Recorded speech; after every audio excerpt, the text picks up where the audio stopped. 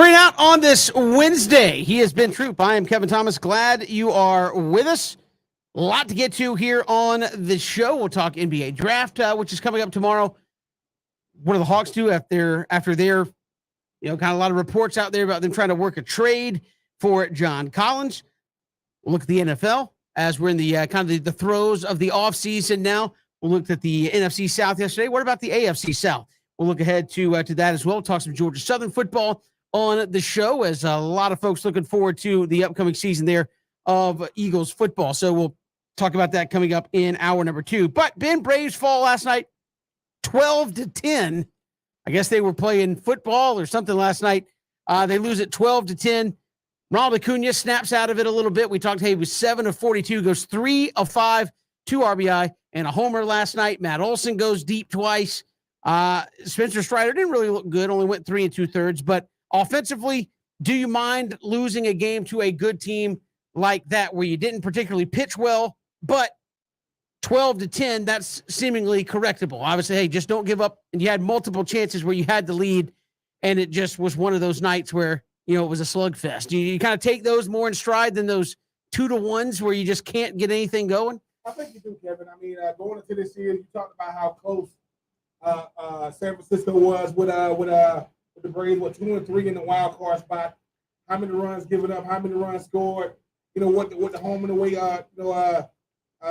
win total was. But that was great baseball. Yes, you do want to come out on the winning end. But Kevin, about as exciting as it gets when you start talking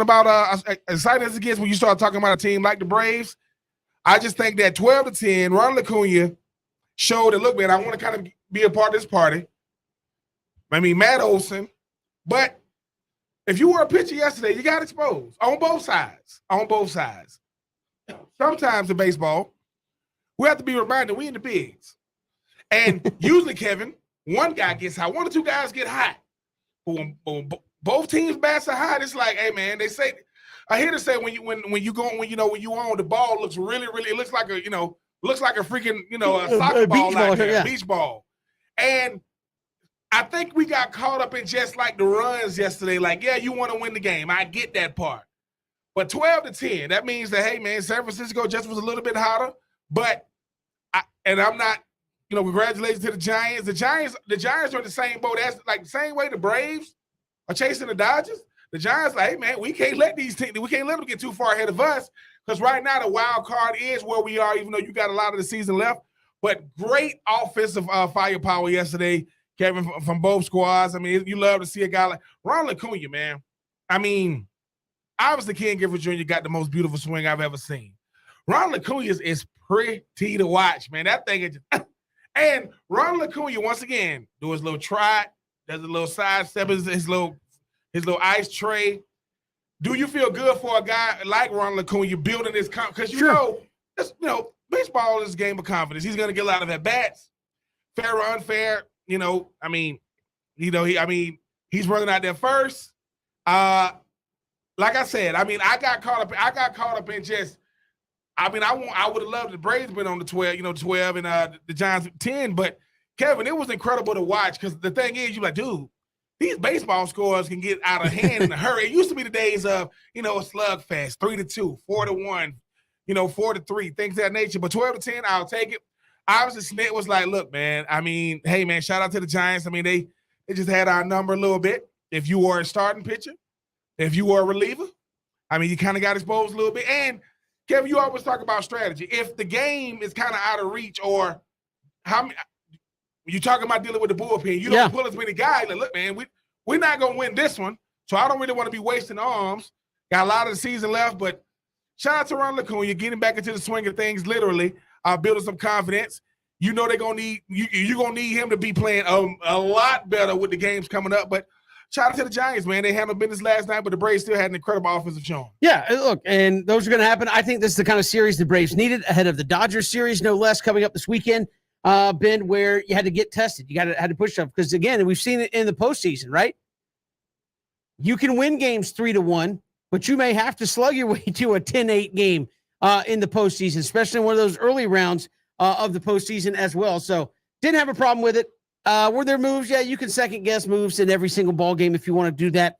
But hey, Matt Olson gives you 2 homers. Ronald Acuna gives you a homer. Most of the time, that's good enough for you to win a ball game. It just wasn't last night. Had a couple of guys that, Darren O'Day, don't know if he was necessarily the best guy to come in that situation, and he lost the ball game. So, Braves move on. We'll have it for you coming up 6:05 tonight, 7:20 with the first pitch. Some afternoon baseball tomorrow for you as well. So we'll join you after the Braves are done tomorrow. But some other news, they've been doing arbitrations because of the ramp up to the season. They kind of spread out the arbitration hearings, Ben. Max Fried won his arbitration, gets about $200,000 more than what the Braves were offering. And to me, if you say, well, why didn't the Braves just empty the bank for Freddie Freeman? Why are they worried about getting Matt Olson for 8 years? Why are they worried about giving Acuna a 10-year deal?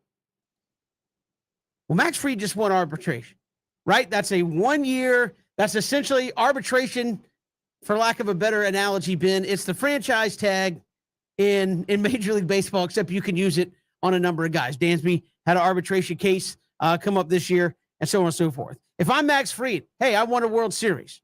I was your best pitcher. Right now, I am pitching tremendously well, right? As one of the best pitchers in the National League. He's going to get paid.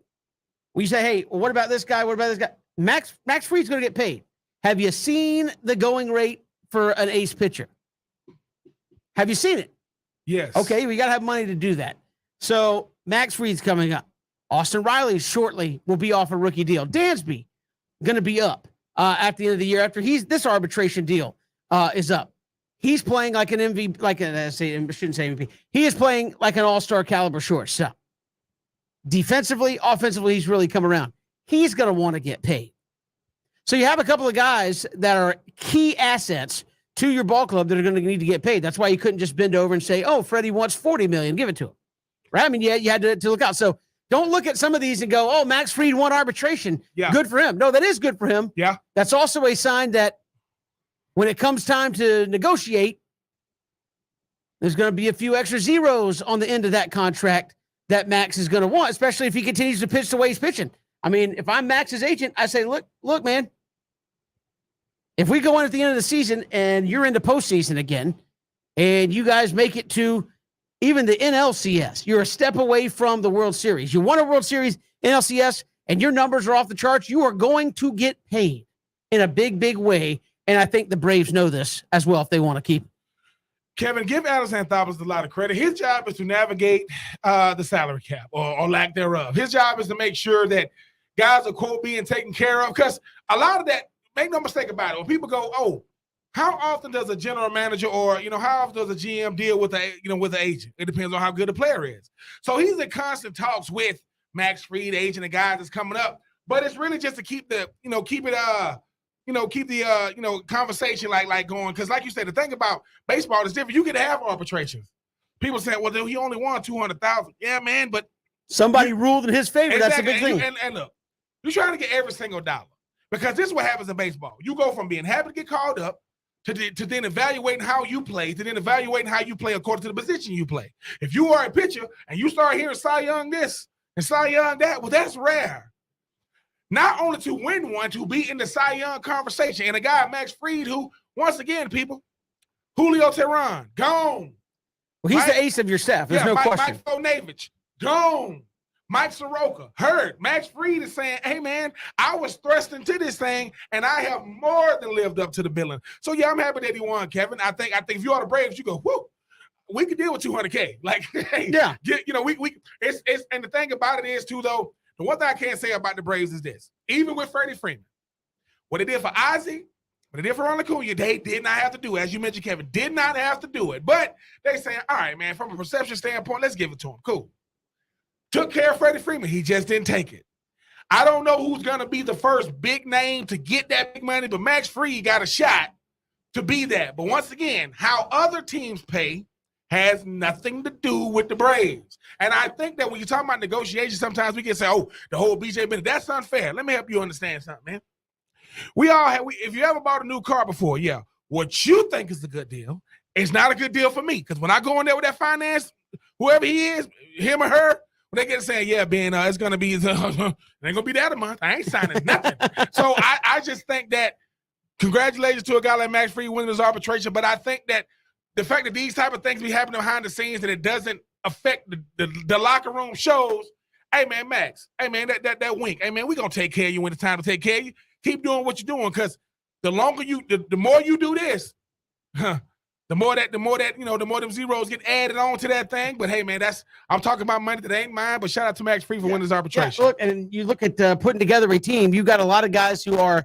It's a blessing and a curse to have a team that is young like the Atlanta Braves. We say, hey, we have William Contreras not making a whole lot of money. Austin Riley not making a whole lot of money, relatively, right? Yeah. I mean, and this is a guy that's played, MVP potential caliber last year, has played really well this year.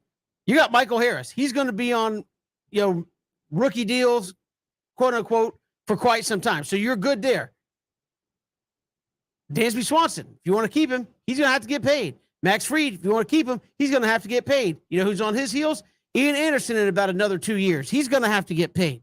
So you have guys out there that, Ben, are going to require big-time contracts if you want to keep them around. And I think the attractive part of it is, if I'm the Atlanta Braves, you have a real window where you could be really good for a really long time because you have a lot of young talent. Now, depending on the player, you go to him and say, hey, look around.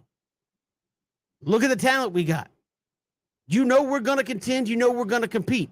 Can you take a little less? For some guys, they might. Other guys might say, nope, pay me my money right now. Come on. So that's the game you play when you have a very young, talented baseball team is, can you keep enough guys, given the economics of baseball inside your budget, to keep them around? And, there are teams like the Pirates. Hey, once they get good players, bye. Yep. We'll take that money and save it and put it in our pocket and not spend it on the field.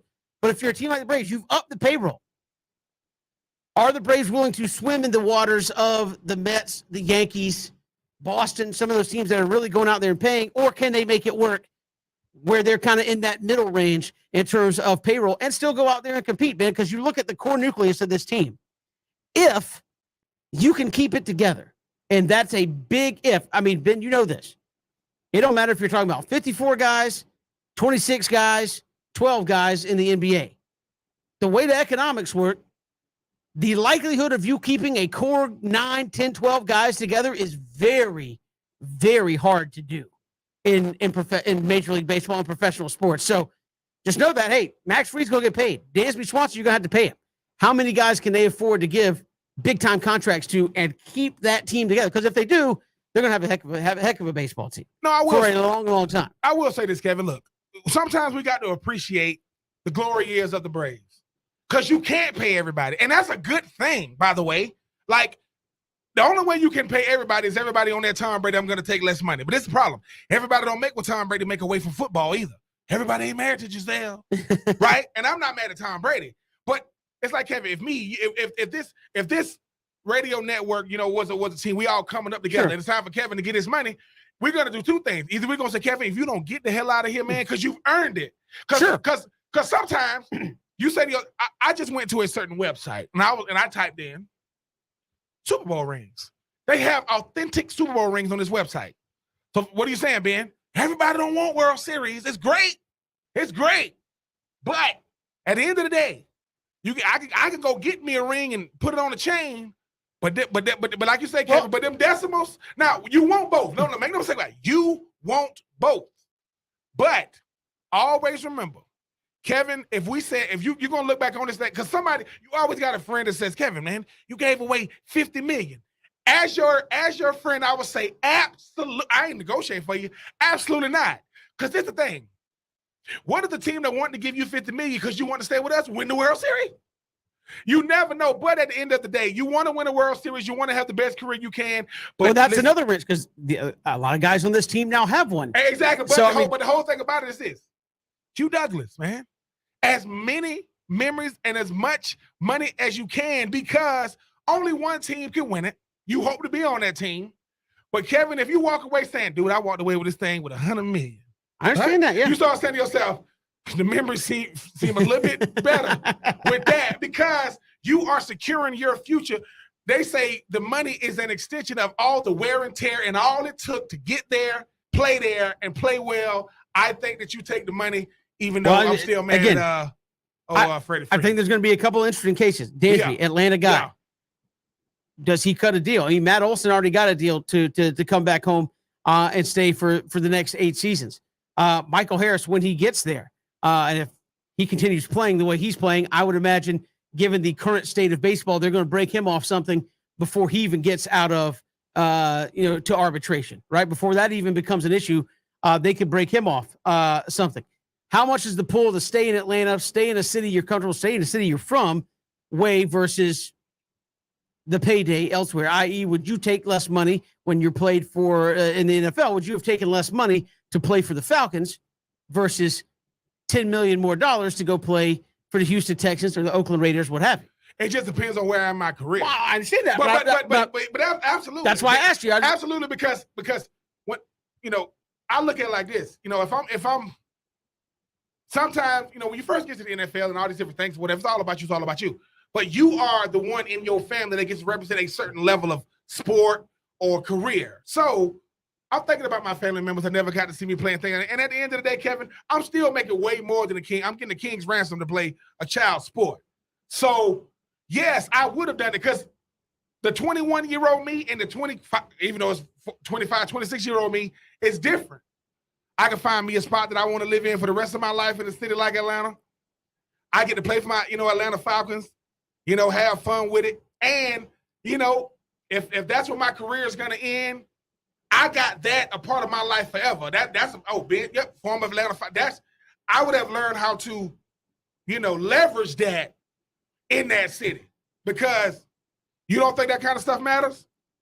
Michael Strahan, he go from the Giants to Kelly and Michael to Good Morning America. I'm telling you, being able to. So at that point, I would have leveraged it, and who knows, man, I might be up there with old Arthur Blank and that the Mercedes-Benz. Rubbing elbows with Arthur Blank. We got more to come. Speaking of leveraging money, the Live Tour is still in the news, and they got some good news that at least the golfers did on that tour today. We'll get to that next. It's 3 and Out, Southern Pigskin Radio Network.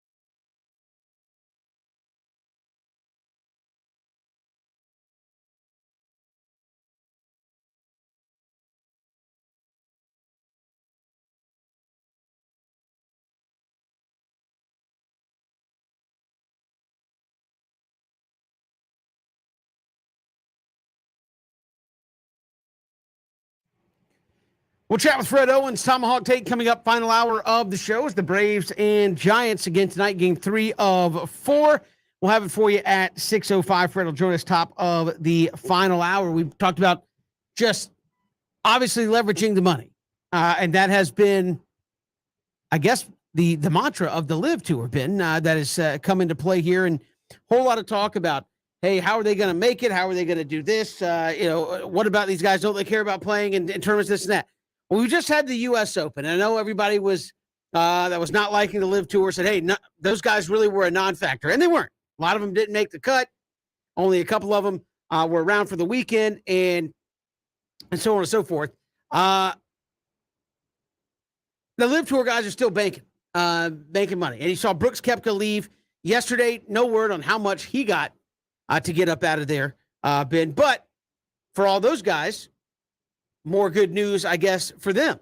The Open Championship, the British Open, whatever you want to call it, coming up next month said, hey, they can compete. It's an Open Championship. If they qualify, they can compete and play.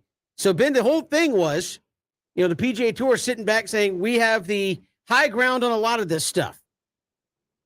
And this is how I think that the PGA Tour is worried about it a little bit. Again, it's not a coincidence that all the golf outlets are bagging on the Live Tour. What do you think that, and they broadcast the PGA Tour events, right? I mean, hey, my employer wants me to go talk bad about the competition, right? But these guys that left say, look, I can make the money. Yep. And I can play in the majors because a lot of people said, oh, Phil just wants to play majors. Brooks Koepka, he really just wants to play majors. Okay.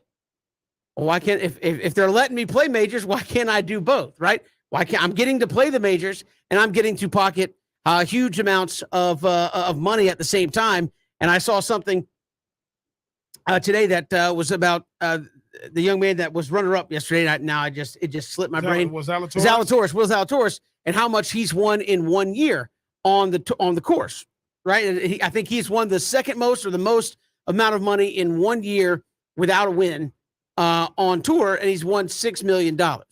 All right, they play in Portland next week on the Live Tour in Oregon. The winner gets 4. So you're like, why are guys leaving? Like Will Zalatoris all year long won $6 million. You win next week, you get $4 million. All right, I mean, plus what they a lot of these guys signed to show up. So I think if I'm the PGA Tour, that's what I get worried about because your leverage to me was fine. They're paying you a lot of money. People may not like it, but we have the events people care about, and you're not going to get to play the majors. Well, they're getting to play the majors. So can the Live Tour pull more guys with the allure of, look, you can still play the majors. It's fine. And you can get paid. And I think, to me, a lot of people look at the format right now and say, oh, it's 54 holes, it's shotgun start, it's 3 rounds. That's not a golf tournament. I think one of the golfers said that last week. Might have been John Rahm. That's not a golf tournament.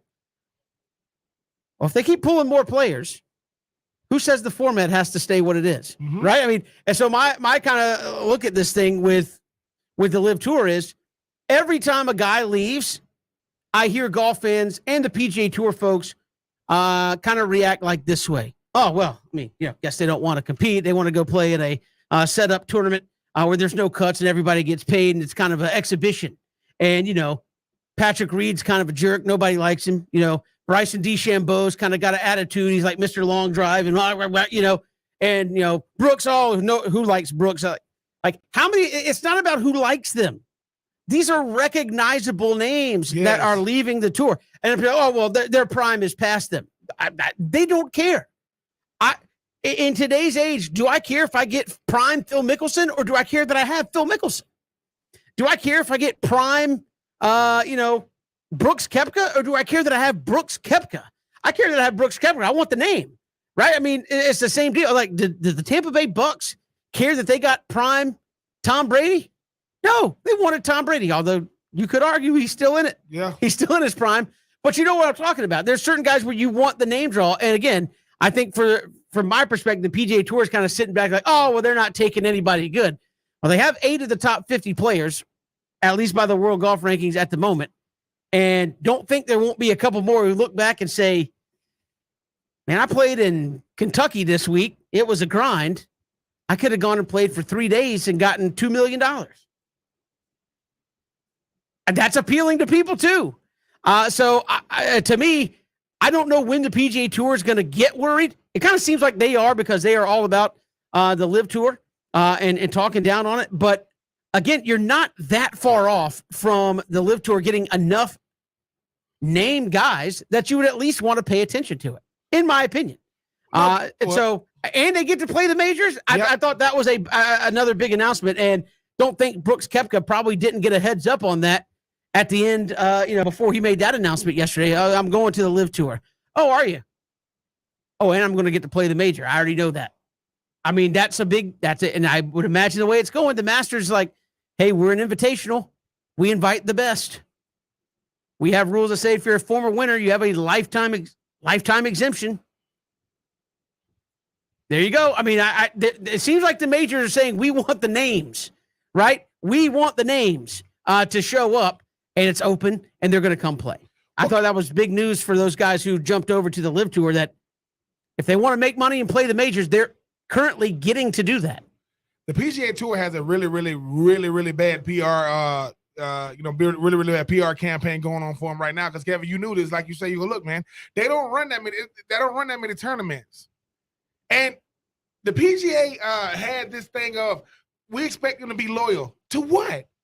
Now, once again, two things can be true at the same time. I cannot like what the Saudis do to certain groups of people and their citizens, but also take the money from a tournament, because at the end of the day, what do you think they learned? They learned from the PGA. How do you get these golfers to show up? Give them money. How much? Give them money like they've never seen. Because this is the thing. If the PGA was given that type of money, might be something different. But this is what Brooks Koepka was saying. Wait a minute. Wait. So you're telling me that, like you said, yes, you're going to have those fair weather fans that are going to make it a moral issue. Well, I don't even know if that's a fair weather. I get it. If you stand on that, like, hey, they shouldn't be doing it. I'm with you on that. I understand that. My whole point is the PGA Tour has got an issue where they're getting outbid. They can't compete with that financially. Yes. And you can say, well, they're not worried about it. Yes. They're not.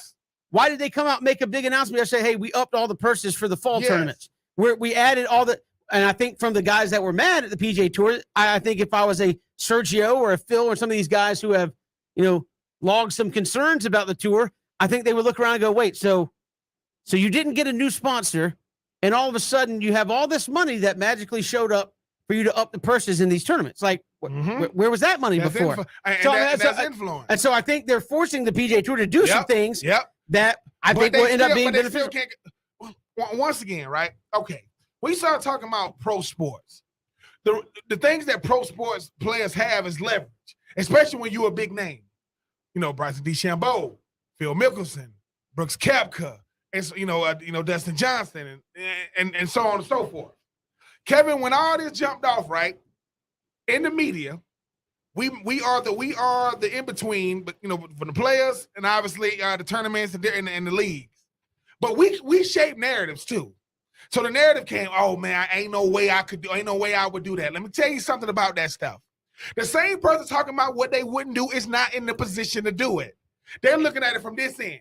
And then somebody calls. Case in point, all the names you've ever seen as far as like big time broadcasters, Joe Buck and Troy Aikman, where they going? Gone. All of them though. Al Michaels, gone. Why? I want to say Al Michaels has been with almost every network he could do. And the thing is, but it's the thing. Because somebody started coming with them greenbacks, and they got up out of there. The Thursday night football team, Tony Gonzalez, Richard Sherman, right? And people be saying, well, how could they? Because once again, people, look, we don't know the morals of these players. So when you start saying, oh, man, they took the easy way out, is that the easy way? Because if that's the easy way, boy, that's the best street you're going to ever drive on. And I think, too, Kevin, the PGA, let's just call it what it really is. They didn't have a plan. Somebody said, if the PGA is having a meeting, somebody said, hey, man, what's worst case scenario? Well, they got some reports. They got how many? Like billions of dollars already stashed over here. What do you mean billions? Dude, you know who we dealing with? Like money-wise. Yeah. Like $1 billion of them is nothing. So when you start saying, they saying, look, man, it's different if they're going over to the Live Tour, just to go over there. No, man, I'm making generational money. Some of these guys are saying, wait a minute, Phil Mickelson, they're going to give him 200. I don't even want to know what they were going to give Tiger. I don't even want to know. But whatever they was going to give him is a drop in the bucket to them. Brooks Koepka, no. Mrs. Koepka said, well, Brooks, because Kevin, let me say this again, man. Let me say this again. You can, look, people going to come to LeBron James being one of the faces of Nike because of what China does, right? People still wearing them shoes, though. And I think that what happens is, I don't know these players, but I can almost, and I'm not their publicist, but I can almost guarantee they're not doing this. They don't like the atrocities going on. But you can separate the two now. All money ain't good money, but you have to decide. Because like you said, Kevin, look, if you're a Brooks Koepka fan and he lose you as a fan, he didn't know you was a fan anyway. If Bryson DeChambeau lose you, he didn't know you was a fan anyway. But this right now does not have the same prestige and muster it had when it first happened. Yeah, people are talking about it, but look at the names they're getting. Brooks Koepka went from talking trash about the Live Tour, now he's a part of it, him and his brother, right? And I'm not mad at either one because the Live Tour is saying, look, man, we trying to be, how do we get to the level of tournaments that the PGA does? We need the players. We don't want to go search for some up-and-comer. No. Now, right now, Rory, he ain't with it right now. But the thing is, they punching them numbers, man. But you know who this is really, really good for? Brooks Koepka's caddy was talking to Bryson DeChambeau's caddy. Yeah, man, they taking care of everything. Really? Yeah. Wait a minute. So they give me my money and they paying for all my room and board, everything. And if the person I caddy for wins, I still get it. What? Yes. So yeah, Kevin, I like I said, I know you got the traditional PGA tour, but the thing is, the PGA has never been challenged before either. Huh? USFL is looking real good right now, but the XFL is coming to 2023. Now I got something to compare it to. There isn't a league to compare to the NFL or the NBA or the NHL or the MLB. PGA? Huh. You got something. And there hasn't been. And there hasn't been. Now, the Live Tour said, we can't compete with y'all. We just got that cheese. And most people can't compete with the dollar at the end of the day if you got a whole bunch of. We got more to come. It's 3 and Out. Southern Pigskin Radio Network.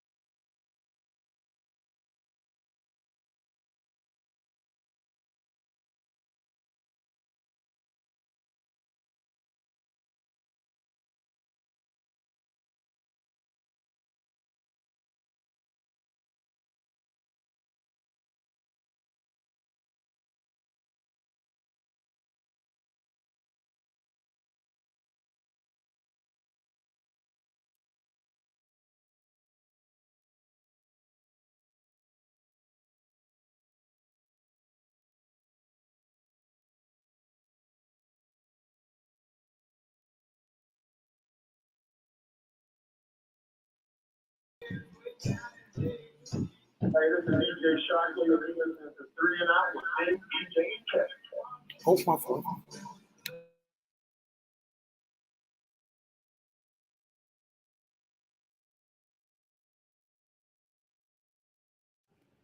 Good to have you back here. 3 and Out. Kevin and Ben, glad you're making us a part of your day. Hit us up on Twitter at Pigskin Radio. We are streaming live as well at ESPNCoastal.com. And you can also see us live streaming on Facebook, Twitter, and YouTube. Go to our YouTube channel, ESPN Coastal on YouTube, and you can watch the show each and every day right there at ESPN Coastal on YouTube. Ben, the NBA draft is tomorrow. Orlando with the number 1 pick. The Hawks kind of in no man's land, just outside the lottery at 16, and a 1 pick in the second round at 44. I'm a big believer if you have a good team, draft picks don't matter in the NBA. But you got Chet Holmgren, Jabari Smith, Paolo Banchero out of Duke, Jaden Ivey out of Purdue. A lot of younger guys that are going to be drafted. I think Chet Holmgren, if you watched him play in the tournament, very good. Obviously needs to eat some steak, I think, if he wants to make it in the long run in the NBA. But it's kind of like that new age big, right? Where he can block shots, but he can also get outside and make you guard him on the perimeter.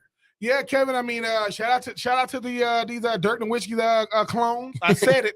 I mean, Dirk. I mean, he really like brought in the new age of the big man. I mean, all these 7-footers, Big Cat. You know, Big Cat won. Won the freaking 3-point contest last year. Joel Embiid. I mean, he wants to be out there on the perimeter, saying, "Come on, stand there at the 3-point line." But I think the skill set of a guy like Chet, the Holmgren, I mean, he's really skilled player. But like you mentioned, Kevin, I mean, whatever he need to go, he don't need to talk to a nutritionist. 7 foot, 195 pounds. He needs to talk to Zion Williamson. Listen, bro, you want to put some meat on your bone? Yeah, let me hold some. This. But I mean, the thing about the NBA, which is different. I mean, the NBA draft, which is different, was it ain't as highly anticipated as it used to be. Like, because here's the thing, we only know about the quote, American stars. You got some international superstar that's going to get thrust onto the scene. But these guys are coming in ready to be face of franchises. Like, I mean, obviously going back to the Luka and Trae Young. Obviously, I still think that Trae was the better of the trade, even depending on who you asking. These guys got to come in now, Kevin, ready to be the face, ready to let offenses run through them, to be the vocal leader. And they 18, 19. 20 years old, but shout out to the players now. I think LeBron gonna have pressure on every player coming in at number 1 because they expect to have that type of impact, which is unreasonable. If you're a big man, I'm just saying. I mean, the days of a Patrick Ewing, a Shaq, those type of big man days are gone. Number 1, guys ain't that big no more, no, by no means. And number 2, the skill set is different. Guys coming in got to know how to shoot. I mean, I remember when Dwight Howard was the number 1 overall pick. I mean, obviously, his days in Orlando, I mean, he was an incredible player. I mean, all-NBA defensive player of the year. I mean, he was a 2015 dude, easy. I mean, in the MVP rankings and things of that nature. But now, Kevin, you got guys at 7 feet that want to handle the rock, that want to bring the ball up, that want to break guys down, break guys down to get to the rim. But I just think that as long as you come in and can do certain things, can you rebound? Can you box out? Can you shoot free throws? The 3 lost arts in basketball. Can't shoot free throws. Certain guys can't even shoot, period. And then you got no boxing out, no following your shots. But hey, man, we'll see what happens. But I do think the cream of the crop is the kid Chet Holmgren. I think he's going to be a really, really good talent. But like you said, Kevin, I mean, 190 pounds. To put that in perspective, yeah, most guys, most DBs and receivers in football, high school and pro and college, are 190. So Cooper Kupp, who is 6'2", weighs 215. Yeah, Jaden Ivey, who is a guard out of Purdue. He's 6'4", 195. Chet Holmgren is, 8 inches taller than that and weighs the same. Just saying. Listen, Chet should already know this. But Chet would be my kind of athlete where it's like, dude, you need to put on weight. What does that mean? You need to eat. Okay, I can do that. Every time. I can do that. Listen, outside of the games, every time I see you, I need you eating because your metabolism is obviously through the roof, right? But this is the thing. Even if you gained, 30 pounds, you still ain't the biggest guy. Because Kevin, you know what they're gonna do? They're gonna bang you. They're gonna bang you a lot. So either listen, I always look at listen, I know it's crazy, but I always look at a guy's thigh to calf ratio. Like, do we got big thighs? Do we got nice sized calves? Chet has none of that. Chet thighs and calves look the same. There's skinny, and then there's Chet. Like, he is skinny. But and mind you, listen, I know what y'all saying. Most guys in the NBA skinny. Yeah, but most guys aren't a bean pole. He's gonna have to get bigger because his real position in the NBA, he's gonna have to guard Embiid. Yeah, he's gonna have to guard Big Cat. He's gonna have to guard Wiseman. That could get ugly for him just from the amount of weight he's giving up, and he should wave bye-bye to being the best athlete on the court now. That's not happening anymore. So. I mean, he got a shot to be the number 1 overall pick. We'll see what happens. But 7 feet, 190. Hey man, you know, I don't know what they've been feeding, man. But like you say, Kevin, listen. And if he's a vegan, I'm gonna knock the hell out of him. He gonna have to put him on that Sam Howell diet. Just eat chicken nuggets everywhere you go. You have a box. Put him, bring him to the meeting room. Yeah, that's right. You come and meet and you have some chicken nuggets. We'll call it the Sam Howell diet just for him. But no, Hawks are gonna pick 16th and 44th. Look, I think at 16. You're hoping you get a guy that can come in and develop into a team player. And I know people, point all the time and go, well, what about Kawhi?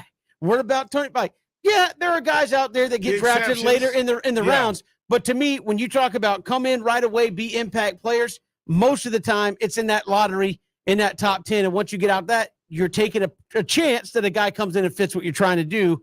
That's why a lot of times I say, Ben, unless you're trading a lottery pick, when you hear such and such teams traded draft picks, who cares? Like I mean, the Hawks have signed people and sent them to a foreign league. Hey, we drafted you, and we're just going to let you play in Brazil until we think you can play. Like that, it happens all the time.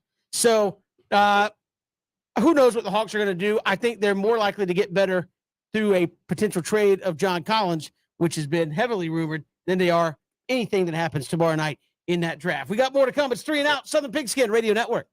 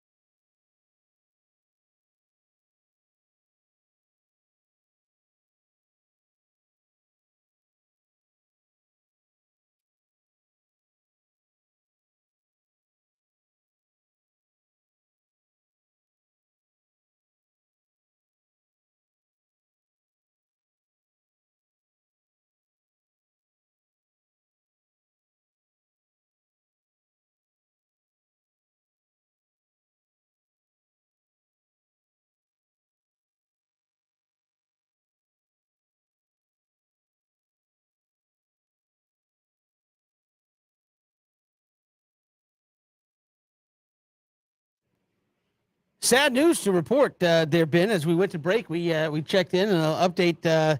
Apparently, Tony Siragusa, longtime Ravens defensive tackle, passed away at the age of 55. Entirely too young, but Tony Siragusa, being reported by multiple outlets there, passed away at 55.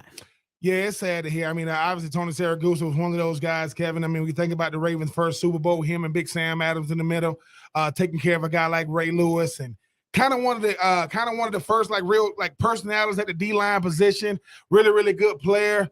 My condolences to Tony Siragusa's family, to his children, because like I said, we our lives and careers become hopefully healthy distractions for us. But my condolences to the Siragusa family. I know that the Ravens family is really, really hurt. Definitely one of the pillars of that Ravens organization. He's definitely going to be missed. Absolutely. And just a unbelievable, as you said, player on that Ravens defense. When you talk about what people were talking about them, Ben, is one of the all-time great defenses ever. Yeah. In the history of the NFL, to go up there with the 85 Bears. Yeah.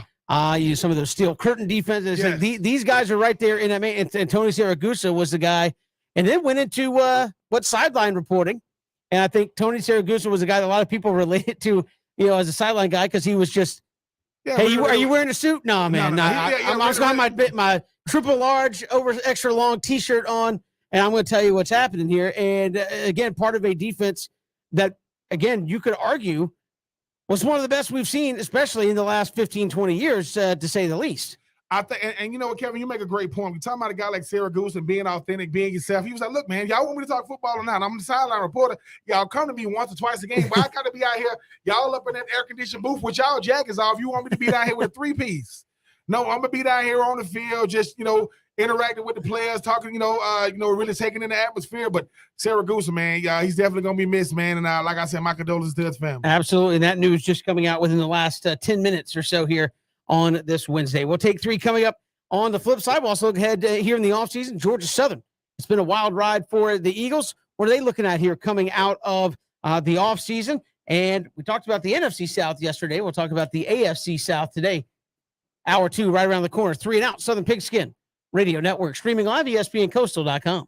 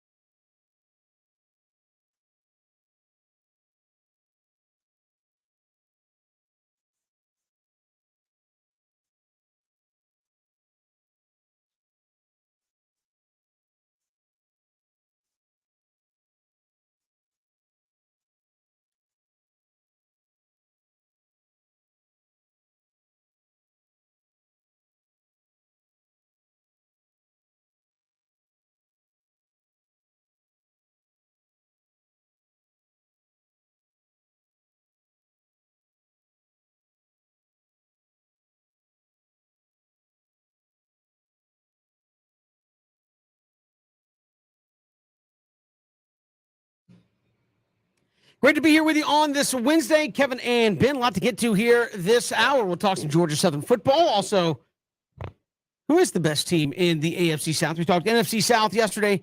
We'll do it again with the AFC here today on this Wednesday. And again, as I said, talk some Georgia Southern football as they head into year one with Clay Helton. So we'll get to that coming up in just a little bit. But Ben, let's take three here on 3 and Out. Take one. Deshaun Watson's team said they settled 20 of the 24, or settled with, I should say, 20 of the 24 complainants against him. Do you think, I asked this a couple of weeks ago, and I'll see if you changed your mind this time. Do you think Deshaun Watson will play this year in the National Football League? Not a chance. Not a chance. I know people see that 20 of the 24 young ladies who have, who have the allegations against Deshaun Watson have settled. Now, Kevin, you know what it means. When it comes to settling, we don't know if he did or didn't, because we'll never know. That's essentially saying, look, we're going to settle it out. You're never going to be, hear about this. But, Kevin, if you are the NFL, that's always working on this image, always working on this reputation, all about the shield, all right? about the shield, and cater and trying to cater to your female audience, both young and old. You have to suspend him for a year, because if you don't, think about this. He missed a full year last year and just signed the biggest contract for the most guaranteed money in NFL history, and he didn't play. So now if you suspend him for 4 games, slap on the wrist. 8 games, I think you do this because you look at the contract of the Cleveland Browns. This year in 2022, he only was counting $1 million on the book. So it wasn't going to hurt them this year. The money doesn't kick in till next year. But from a perception, and you have to do this, because the thing about a guy like Deshaun Watson is, he needs to know that there are consequences to the decisions that you make. He needs to know that just because you are Deshaun Watson, because you are one of the faces of the NFL, because you're one of the best quarterbacks in the world, you too have to feel the consequences. And what does it say for the other guys in the NFL? The guys that's in college coming up that has that kind of talent, and I'm not saying they're going to make that mistake. If mistakes aren't punished, they aren't mistakes at all. So I think from a perception standpoint, from a reputation standpoint, and making sure that young ladies know throughout the country, whether they watch football or not, we care about what happened to y'all, especially when it's one of the faces. I don't think he's going to play it down in 2022. Yeah, I tend to agree, because I think that was kind of the slap in the face of, hey, we're not saying you're guilty or you're innocent, but you have 24 allegations against you, which a lot of people would make the leap. Hey, where there's smoke, there might be a little fire there. And you got with that, you got the largest payday in the history of the NFL. I think that's going to hit a lot of people the wrong way. So we'll see what the NFL does. I'm like you, though, Ben. I just don't see there's a way he could play in 2022. All right. Interesting take here. We're in the offseason, and we've talked a couple of days here, Ben, about, Atlanta as a sports town. And, a lot of people do who's the Mount Rushmore of the ATL? Who's the Mount Rushmore of Cleveland? Who's the Mount Rushmore of what have you? So I want present day Mount Rushmore of the ATL, because I'm using this more as an exercise to see who do you think really is a star? Like, when I mean current day, like who is still playing? Like, don't give me the Hank Aaron and all that. Like, current day still playing Mount Rushmore in Atlanta. Who do you got? Can you even give me 4? I'm going to give you 4, and I'm going to tell you why. All right, Ronald Acuna Jr., he's there. That makes sense, yeah. Trae Young, he's there. Also makes sense, yeah. Now, these next 2 are the ones that's going to be the hardest one. Some would say Grady Jarrett should be there. But this is the problem about Grady Jarrett, yeah. Most people don't know Grady Jarrett if you put Grady Jarrett underneath his name. I was just in Atlanta. I'm driving myself. Oh, that's Grady Jarrett. That's his name. He has to be recognizable. So I'm going to say this. If you put Grady Jarrett on the modern day Mount Rushmore, somebody would say, who's that guy up there with Ronald and Trae? That's what I'm saying. And I mean this humbly. This humbly. Grady would go, what the hell they doing? And he would say that. This is what I'm going to do. Ronald Acuna Jr. has already shown young and up and coming, but superstar. Trae Young has already shown. I'm going to add 2 more. One from football, one from baseball. I think Max Fried could be up there because he seems to be a guy, right, Kevin, that's doing it. And he's doing it with this long tradition of pitchers with the Braves. We've been waiting on who's going to be that next one. We talked about earlier the guys that we thought was going to be, Fo Navage and Tehran, and obviously Soroka's hurt, and then you got Ian Anderson. I think Max Fried. And I know it's only been a year. I know, but I think Kyle Pitts could be up there. because he's recognizable, not because he's done it yet. Because Kevin, this is the thing. This is the thing about Mount Rushmore. He's struggling to put Falcons on there. Oh my God, it's a struggle. It is. I mean, this is why I say it. He has one career touchdown. Yeah, he has one career touchdown. You're going to put him on the best rookie season stats wise we've ever seen. But he's recognizable when you see him. Highest drafted, tight end in the NFL history, and he didn't have a lot of help around him.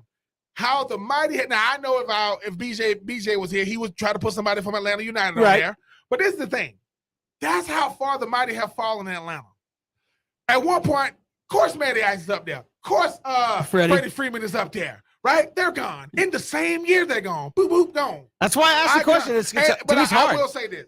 Ronald Acuna, Trey Young, because they're established. Max Fried, because he's on that upper, he's projecting that way. And I think a guy in Kyle Pitts who is at least recognizable. Because that's the thing, Kevin. Outside of, who else could you get on football? A.J. Terrell? Nope. Because, while we know him, most people don't know who he is, and he's from Atlanta. So, could I have gone Ozzie? Maybe. Could I have gone Dansby? Maybe. I will tell you this, though. And I know this is even quicker. Depending on how you keep going, people go, okay, Ben, if you took Kyle Pitts out, who do you get? Michael Harris. I'll put him up there. After a month? Because this is the thing, Kevin.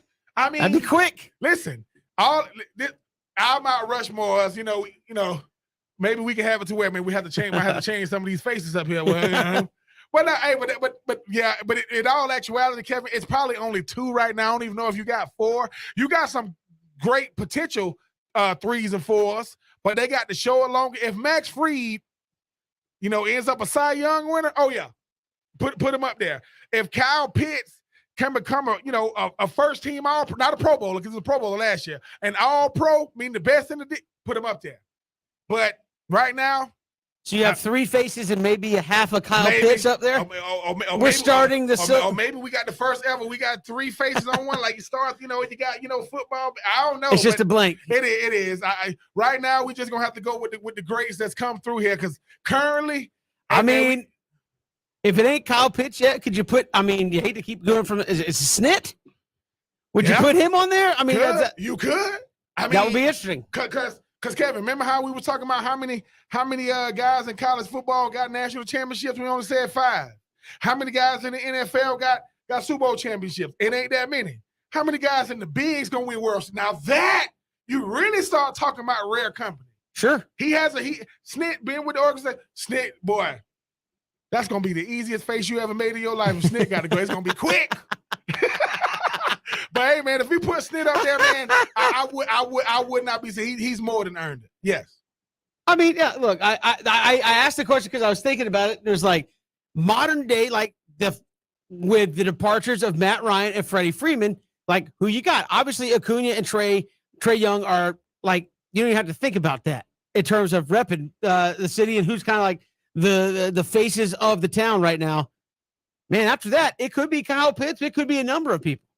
I don't know. That's Max Fried's interesting. I think that I don't know if he's quite up there. He's on his way. Yeah. I don't know if he's quite up there. So your Mount Rushmore might be about half full right now. There in the ATL. All right, moving along, Ben. Take 3. Today we love the holidays. Today is National Onion Ring Day. I might say something blasphemous here in this question, but are rings better than fries? I'm gonna say yes. This is certainly gotten more popular. I will say this in the last few years. The same way all fries are not created equal, right? We got certain fries that we like. Some people like them real hot. Some people like them real crispy. Some people like them, soggy fries. Some people like them seasoned. Some people like them crinkly. Some people like them curly. I get it. When you talk about onion rings, Kevin, there are certain places. Now, there are certain places that got the real small onion rings. Then they got the ones that got the real big, gigantic ones, right? The reason why I would say, because onion rings growing up for me, with us, that was always Dad, we can get onion rings, Mom, we can onion, because you're just used to the fries. Right. And they're onion rings is always, they got onion rings? Usually the onion rings that you like, if you had to pick, you're going to go with onion rings. No matter, think about this. If you take your favorite onion ring and you take your favorite fry, I think you're going to pick onion rings. Because one, hey man, you bite into that thing, that crunch, probably got some type of good dipping sauce to go along with it. I know the French fries enthusiasts, which I'm one myself, gonna be coming for me on the Twitter sphere. I don't care. Because Kevin, this is the thing. You know that fries are readily available. Like the ones you like, they're readily available. The good onion ring is like, man, I was in this place one time and they brought out this onion ring. I was like, goodness. Yeah, you got to take advantage. I would agree. I think it is onion ring. And for those that say no, you haven't experienced really good onion. I guarantee you haven't experienced really, really good onion ring. Because if you have, I mean, they come into your plate and you like rubbing your hands together, tell the kids, don't touch my stuff. Oh my God. To me, I think it is onion rings because, like I said, Kevin, you don't eat onion rings as much as you eat fries, but the good ones, though, oh yeah. They're worth the trip. I would disagree. I'm not going to say that the rings are better than my favorite fry. Favorite fries are definitely seasoned or curly. I'm not putting onion rings over that, but onion rings are very good. And it seems like they've become more popular the last couple of years in terms of like, hey, we got fries and you can get the onion rings. But as you said, crispy, good. I've really come around to the different steakhouses where you can get the onion rings that are, I don't want to call it the name brand, but you get the plate of onion rings, dip them in the the spicy remoulade sauce, whatever they call it. I don't know what they call it. I'm waiting for your favorite fries. You're at an event, right? Right. They're serving food. They ain't telling you what they got. If right. somebody put some fries in front of you, are you gonna say, "Oh, thank you"? If somebody they're fried. Somebody put the onion rings in front of you like this. Yeah, I mean I will say this: it's hard to mess fries up. It really is. Like if you come to me and there are people out there who definitely try. Like if you come, it's like most places I go, the fries are not bad. Like onion rings, like I said, when you get the good ones, it's crafted. It's a wonderful thing. So National Onion Ring Day, live it, embrace it, enjoy it. Yeah, I mean, again, I'm going to listen. When the show is over, I'm going to research the biggest onion rings you can find. Hopefully, they're somewhere close by us. I was a late adopter to the onion rings. I used to not care for them, and then your palate changed a little bit. And as I've got older, I'm like, you can't listen. Get your hands off my onion rings. The onion rings come down to one thing: the freaking batter. That's it. Well, that's true. If that batter's good, oh my God! Kind of like frying catfish or something. Like Kevin, now we're talking. I think tomorrow's fried catfish day. I don't know. I'm just making that up. If tomorrow was Friday, like really, if people were thinking, like, if you want to be the guy making the national calendar day, like today should be National Cheese Grits Day, tomorrow would be like Hush Puppy Day, and then Friday would be National Fried Catfish Day, and there you go, you got yourself a meal on all the days of the week celebrating your favorite foods. That's take 3. We hit all the important topics today. Onion rings. Can we even come up with 4 faces legitimately to put on a Mount Rushmore of the ATL currently? And more. We'll come back. It's 3 and Out, Southern Pigskin Radio Network.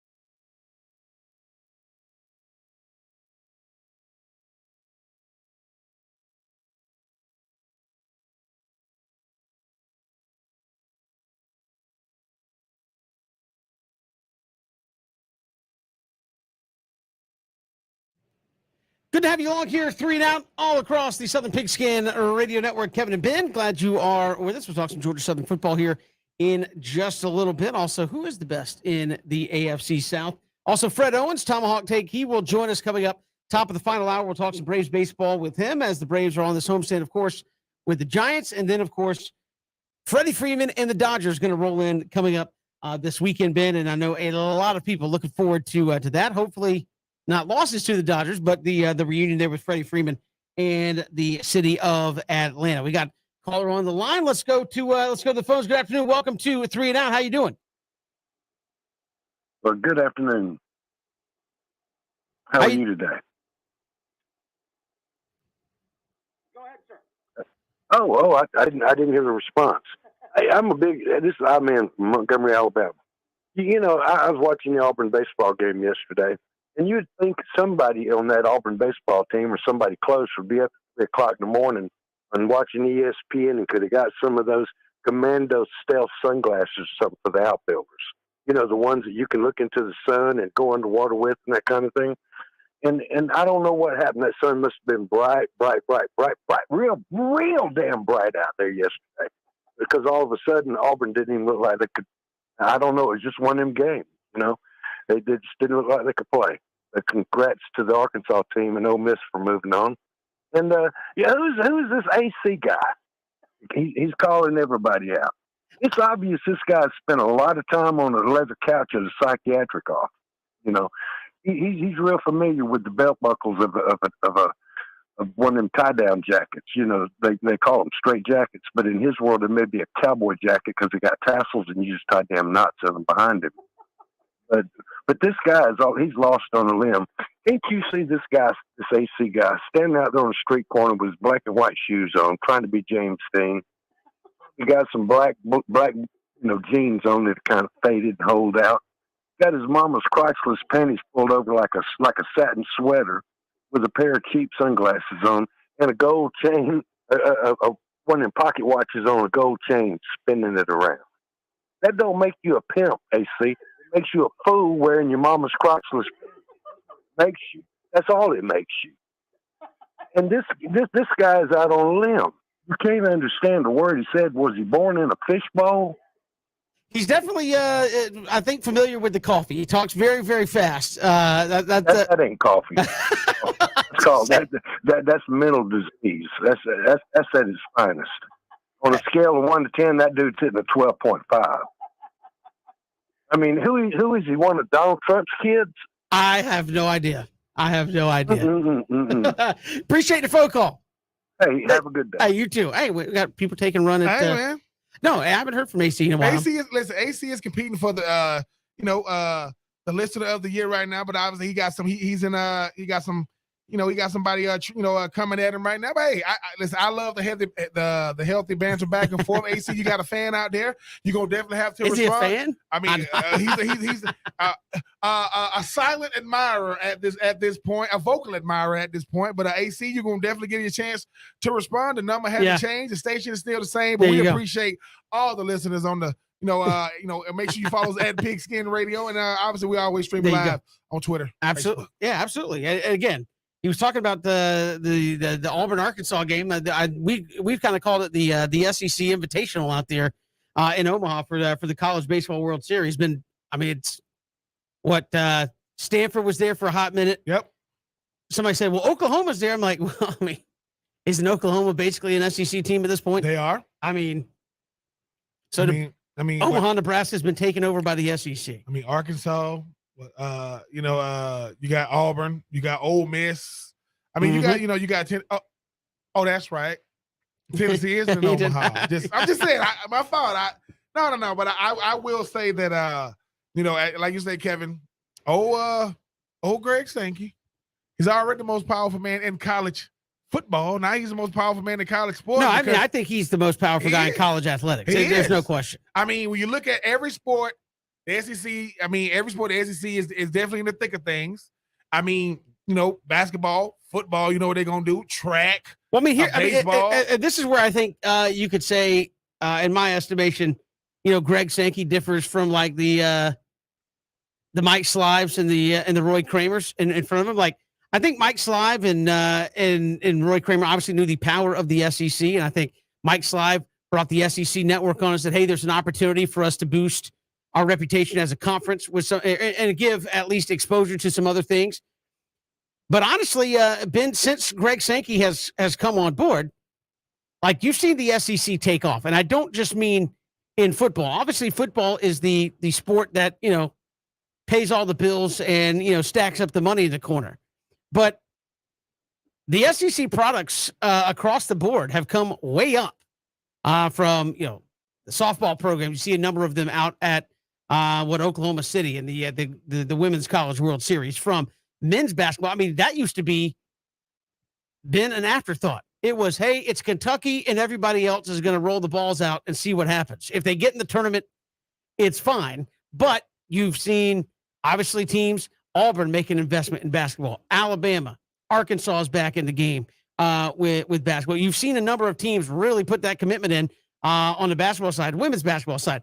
Baseball has just really stepped to the front. I mean, SEC baseball has always been nuts, but I think in the last 4 to 5 years, you've really seen it take a huge step forward where you got a lot of programs investing a lot of money. So much so we're like LSU's got 7, 8, 9,000 a night.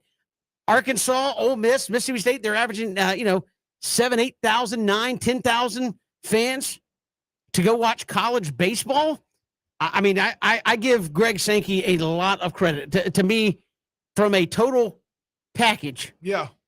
I mean, there's not a whole lot of messing this was with the SEC at all. Obviously, the best winning percentages in football is going to go to Alabama and Georgia. Sure.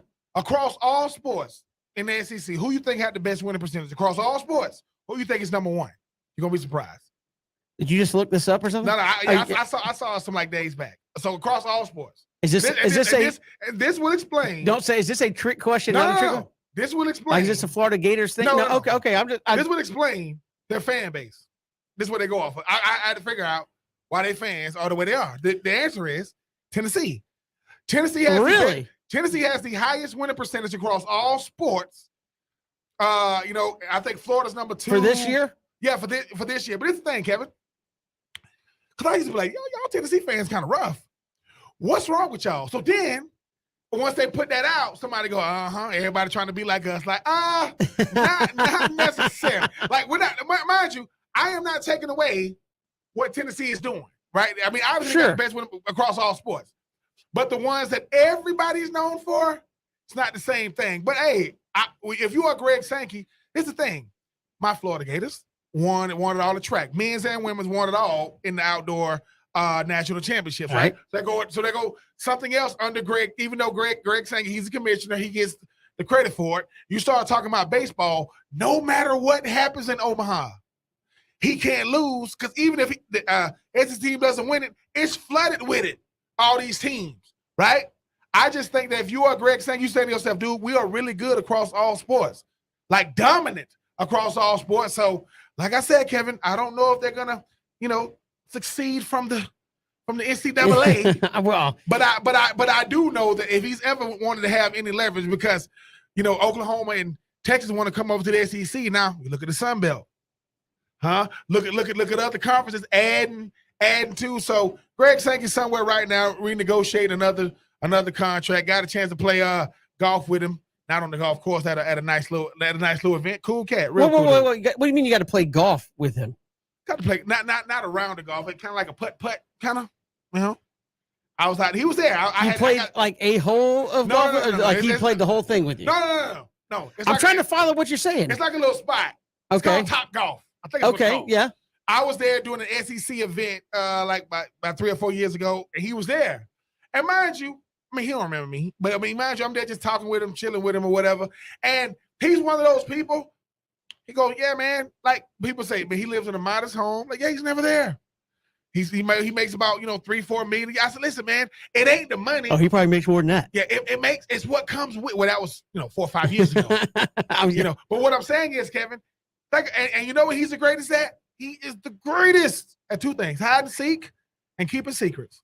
Nothing he does leaks. Nothing. And it's even when we were talking about going to 8 and 12 and 16. Them guys meeting in, private bunkers underneath airports. No one said a word. So I think the one thing you can appreciate about him, he does what he says. He's a great commissioner. He seems to be in line with all the other ADs in his conference. And, hey, man, look at Omaha. Look at track. Look at football. Look at basketball. Look at gymnastics. Look at swimming. There really isn't a sport that they're not very highly competitive. Yes. I'm not saying they're winning the national championship and everything, but it is insane how good all of the programs that the SEC puts out there. In the most recent Olympics, the coach of the track team, Mike Holloway, Florida, SEC again. Well, I mean, I just look at it from a standpoint of Greg Sankey, where he kind of came in and said, "Look, we know we're the best in football." Right. I mean, I think people, there hasn't been much argument about that when you win what is it? 8 of the last 12 or 12 of the last 16? It's a lot. 12 of the last 16 football championships. Okay. There's nobody that's competing with us there. But I think he came as like, why can't we be good at some other things? Why can't we be good at softball? Why can't we be good at basketball, men's and women's? Why can't we be good in elite as a conference in college baseball? In college softball. Look, I think they're doing it. I think a lot of reason is Greg Sankey came in and said, look, are we going to do it? Or are we just going to say we're the best? And I think, you know what I mean? And so I think they're becoming the best in everything, which should be concerning for everybody else in college athletics because, again, you're bringing in Texas and Oklahoma, who, oh, by the way, if you haven't paid attention, they compete in a lot of that stuff nationally as well. Texas was out there at College World Series. Oklahoma has been competing for Women's College World Series national championships. Oklahoma, Texas, solid basketball programs. So, look, I think you're just getting deeper and deeper and better, and the SEC ain't going anywhere. And I think Greg Sankey has brought this thing full circle. It's like, hey, we're going to dominate you in the big money sport, and then we're going to dominate you on the other sports as well and take what revenues we can from that as well, and they're doing a fabulous job. We'll come back. We've got more to come. It's 3 and Out, Southern Pigskin Radio Network.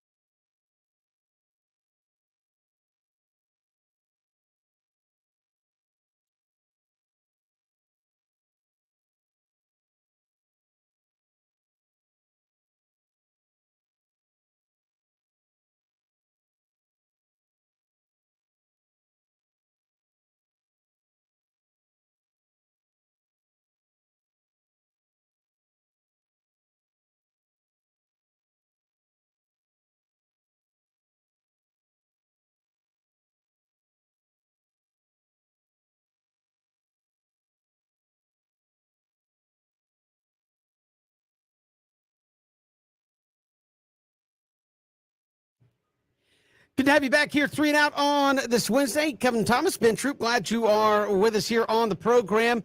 Fred Owens will join us. Tomahawk Tate coming up in just a little bit. We'll talk some Braves baseball with him. But, Ben, we talked about the NFC South yesterday.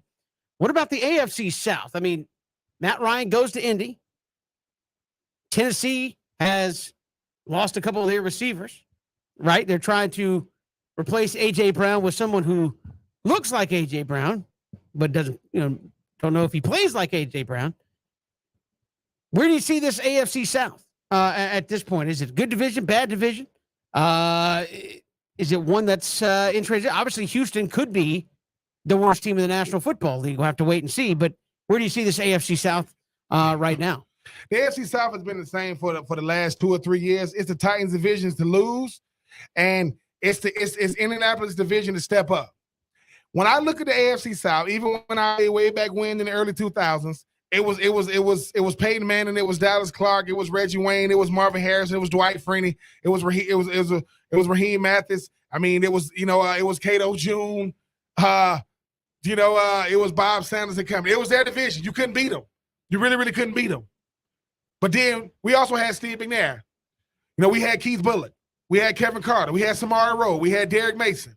We had some big-time players, but we didn't have Peyton Manning. The best team in the division does not have the best quarterback, which is usually rare. They have the best player in Derrick Henry. He is the best player by far in the division. Now, the wisest player in the division, that would be Matty Ice up there in Indy. I would say the best team top to bottom is Indy. The best player definitely is with Derrick Henry. The thing about the Jags is this, though, Kevin. The Jags have shown to be a scrappy bunch. They've shown that, look, man, kept Indy from going to the playoffs, held Josh Allen and company to 6 points. That's before Trevor Lawrence got Christian Kirk, got Evan Ingram, a healthy Travis Etienne, right? Zay Jones and company. But guess what? Zay Jones has never been a headliner. Christian Kirk has never been a headliner. Evan Ingram coming from a bad organization. Travis Etienne, this is essentially his rookie year because he didn't play last year. And he's fast, though. He's fast. Oh, my God, he is fast. But the AFC South is always this. If you are Jacksonville, you don't go out and get the league leader in tackles from Atlanta to not be able to tackle Derrick Henry. Traylon Burks replaced A.J. Brown. He is not A.J. Notice I said he replaced him, not in production, but, obviously being the number one. I would say if I had to rank the quarterbacks in the AFC South, I would go Matty Ice 1, Trevor Lawrence 2, and then, Ryan Tannehill, and I don't know who the hell played for Houston. Think about the AFC South is always going to be curious. It's real. It's a division that you don't have high-profile teams anymore. The Colts were a high-profile team when they had Peyton Manning and company. And maybe even when they had Andrew Luck, not so much. They've had 3 quarterbacks in 3 years. They had Phillip Rivers, 3 years ago. Last year, obviously, Andy. His name is slipping my mind right now. I'm coming back. What's the quarterback that was that went to the Washington Commanders? They had him not Andy Dalton. Came out of North Dakota State. Big time player that came from Philadelphia. No, I know. I do this every day. His name is slipping my mind, but I just think that when you look at he also had red hair. He does have red hair. I don't know Nick Foles. I keep saying Nick Foles too, but I can't even. It'll come to me. But I have a brain fart every single show these days. But no, when I think about the AFC South as a whole, I do think that if Trevor Lawrence and company can be a scrappy bunch on offense, they got a shot to make some noise in every game in the AFC South. If Matty Ice is who I know he is to go along, with Michael Pittman Jr. and Jason. Oh my God, I said Derrick. I'm sorry. Carson Wentz. I'm sorry. Sorry. Jonathan Taylor is the best player in the AFC South. I'm sorry. It's not Derrick Henry. So you give Matty Ice, Jonathan Taylor, you give him that defense led by Darius Leonard. You give him a guard in Quentin Nelson. You giving him Michael Pittman Jr. and company. They got a shot to be really, really good. The thing about the Tennessee Titans is, no matter what, Ryan Tannehill is your starter. And as long as he's your starter, it is a question mark. He's good enough to win, and he's bad enough to lose. He is not hot or cold. He is lukewarm. The Think about the Jacksonville Jaguars. They are the most intriguing team in the AFC South because they have a lot of young players. No bigger question mark in the AFC South than the number 1 overall pick, Travon Walker. We don't know what he is, and we don't know what he's going to become, but he's going to have to grow up really, really fast because Taylor Lewan and company and them tackles, they like, come on. That kid right there, no. I'm not going to let a rookie beat me, right? So you got, listen, the best coach in the division is still Mike Vrabel. The only coach in the division to win the Super Bowl, Doug Peterson. The only coach in the division to coach 2 teams, Lovie Smith. Like, you got a lot of intrigue, and the AFC South is very, very intriguing. I mean, Houston got Derek Stingley Jr. Doug Peterson, well, I guess not officially, but he's going to. Doug Peterson will have 2 teams. I'm sorry. Yeah, you're right. I'm sorry. Lovie Smith. If you're not counting the second team, like when they actually play a game. Lovie Smith, like a Tony Dungy. No, I'm sorry, like a Ty Bowles. You know, I think the only black coach that ever coached more than 1 team. Okay, there you go. And I think Hugh Jackson did as well. So Hugh Jackson, Ty Bowles, and Lovie Smith. But no, Kevin, the AFC South is always going to be intriguing. If you can make Tennessee one-dimensional and throw the football to beat you, you can beat them. And the thing, Jacksonville is going to have to prove that they belong because you got a lot of young guys who unfortunately, they got to get used to losing before they learn how to win. They're in the same boat as Atlanta, right? You better not lose to Houston. Yeah. Right? I mean, that's pretty... Think about 2021 for a second. Houston played Jacksonville the first game of the year. Everybody thought, Trevor Lawrence, they're going to start off with a win. Nope, lost. Because Trevor Lawrence had 17 picks last year. But that was a disaster. And that's not counting the ones that were dropped. So he could have easily been in the 20s. But this year, Trevor Lawrence got to take another step. Trevor Lawrence got weapons. Trevor Lawrence got to play calling Doug Peterson, and Trevor Lawrence in the AFC South. Problem is, Indy got a lot better. Indy got better because they added Matty Ice. Tennessee got a lot worse because they got rid of A.J. Brown. But Treylon Burks, who? He ain't A.J. And they lost Julio. Julio gone. A.J. Brown, gone. Treylon Burks in, still got Ryan Tannehill. And, Honor Landry signed a new contract as well in the offseason. I just think that for me, Kevin, no matter what, it's going to be the Titans divisions to lose. And that second spot is going to be up for grabs because I do think that Indy might be the best team in the division. But Mike Vrabel, to me, taking nothing away from Doug Peterson, I think he's the best coach in the AFC South. I think you gave Jacksonville what they needed in a coach in a stable environment. I think you gave Indy a solid leader in Matty Ice. I think if you can get a healthy Derrick Henry with that defense and make Ryan Tannehill take another step throwing the football, you got a shot in Houston. You think Ryan Tannehill is going to take another step? No, I said if. No. I'm just saying that's a big if. Then. Ryan Tannehill signed a contract extension with the Titans to hand the ball off to Derrick Henry. We could all be so fortunate. I ain't mad at Ryan Tannehill, just like I ain't mad at Kirk Cousins. I ain't mad at him. Play, get your money. That's what you're here for. But at the end of the day, Kevin, you pay quarterbacks to win you a game in the postseason, to win you a game. The team gonna win you most of them. Can he win you a game? The first play from scrimmage in the playoffs for the team that had the best record in the AFC, Ryan Tannehill did what? He threw a pick. First play on offense, pick. And in overtime. All I'm saying is, if you are a Tennessee fan, do you love Ryan Tannehill because you have to? Or do you love Ryan Tannehill because that's what you got? I'm going to go with A and B. Because you be asking yourself, well, why couldn't Tennessee trade for Matty Ice? Oh, they wanted him. Guess who else Tennessee wanted? Oh, they wanted Aaron Rodgers. Oh, make no mistake about it. But they was like, Aaron Rodgers like, nah, bro. I'm going to stay in Green Bay. And if you've ever been to Green Bay, there's nothing to do. Unless they change Packers football. I'm just saying, man, a lot of cheese or whatever they got. But I just think at the end of the day, Kevin, yes, give me the Titans, the Colts, and like I said with the Houston Texans, just like I said about the Falcons. I'm sorry, the Jacksonville Jaguars, like I said about the Falcons, don't be bottom feeders. Because if you're number 3, you say, hey man, we could have been number 2. Probably not, but at least you ain't number 4. At least you can lie to yourself. If you are the worst team in the division, you are definitely one of the worst teams in the league. The bottom teams in every division, they usually draft in the top 10, usually. We'll see. They already said they weren't going to draft number 1 anymore. So you better not lose to You Houston. better not draft number 2 either. We ain't number 1, That's we number 2 this That's year. improvement. That's improvement. You're moving to number 2. We'll come back. We got more to come. It's 3 and Out on the Southern Pigskin Radio Network.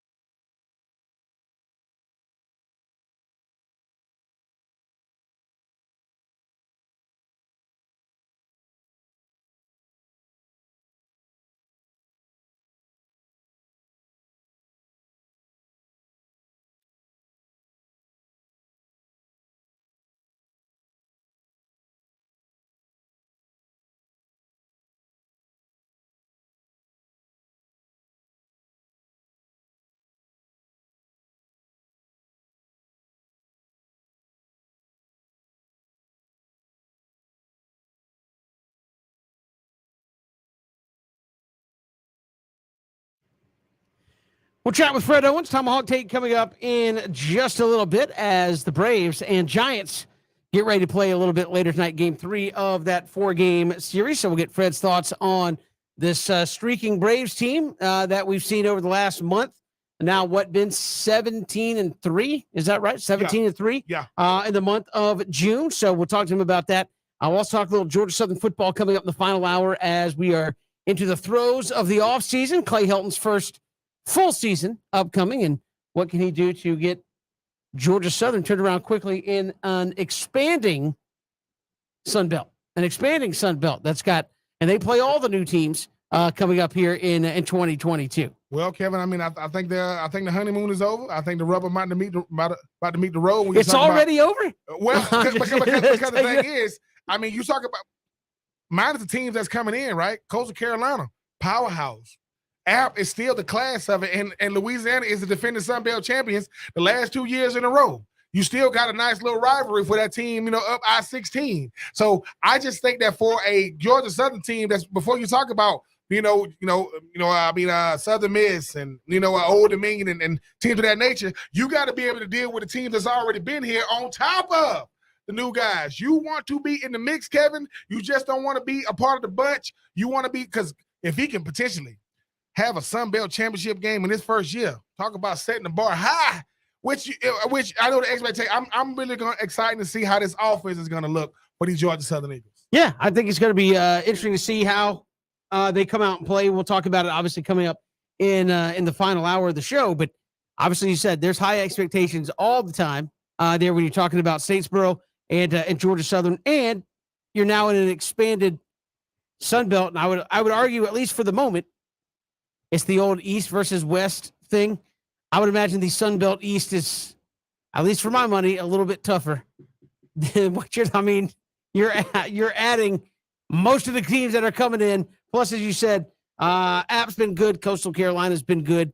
Georgia State's been a solid program. I know Eagle fans don't like to hear that, but they've been a solid program for the last several years. So you got that to deal with as well. So, yeah, we'll talk about it coming up in the final hour as we look ahead to Georgia Southern and year 1 with Clay Helton upcoming.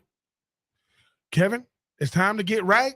I know. Listen. I know Paulson is going to be rocking, but like I know, Kevin, that first year you got fake, half optimism, but half fanatics going on. Going on the Statesboro. Please be that. Please be the other GSU. Please find a way to be competitive, because Kevin, if it gets ugly, which we don't know, those cheers are gonna sound like boo birds real quick, and that just comes from a fan base that just expects to be in the thick of things. But that's what you want, right? If you're Clay Helton, right? You want passion. You want people that care. You want people, like, you watch any program when they're trying to turn around. What are they trying to do? Hey, we want the fans to buy in. We want dedication. We want passion from all fronts. If that means I get booed, I get booed, right? Means we're trying to. No, I just know that certain fan bases, Kevin, like you said, college football, especially from blue blood teams, no matter what FBS, FCS, they expect you to get it done. They're not used to not getting it done. They're used to getting back. I mean, shout out to Coach Lunsford, man. Former coach, man, he did some incredible things. But going from double-digit losses to double-digit wins and not really like staying up there, staying like kind of keeping everything steady, you will hear about it. But once you got players, standing on top of buses, well, that's rough, because everything good and bad falls on the coach. Coach Helton, make sure they are in the bus, not on the bus. We'll come back. Final hour next.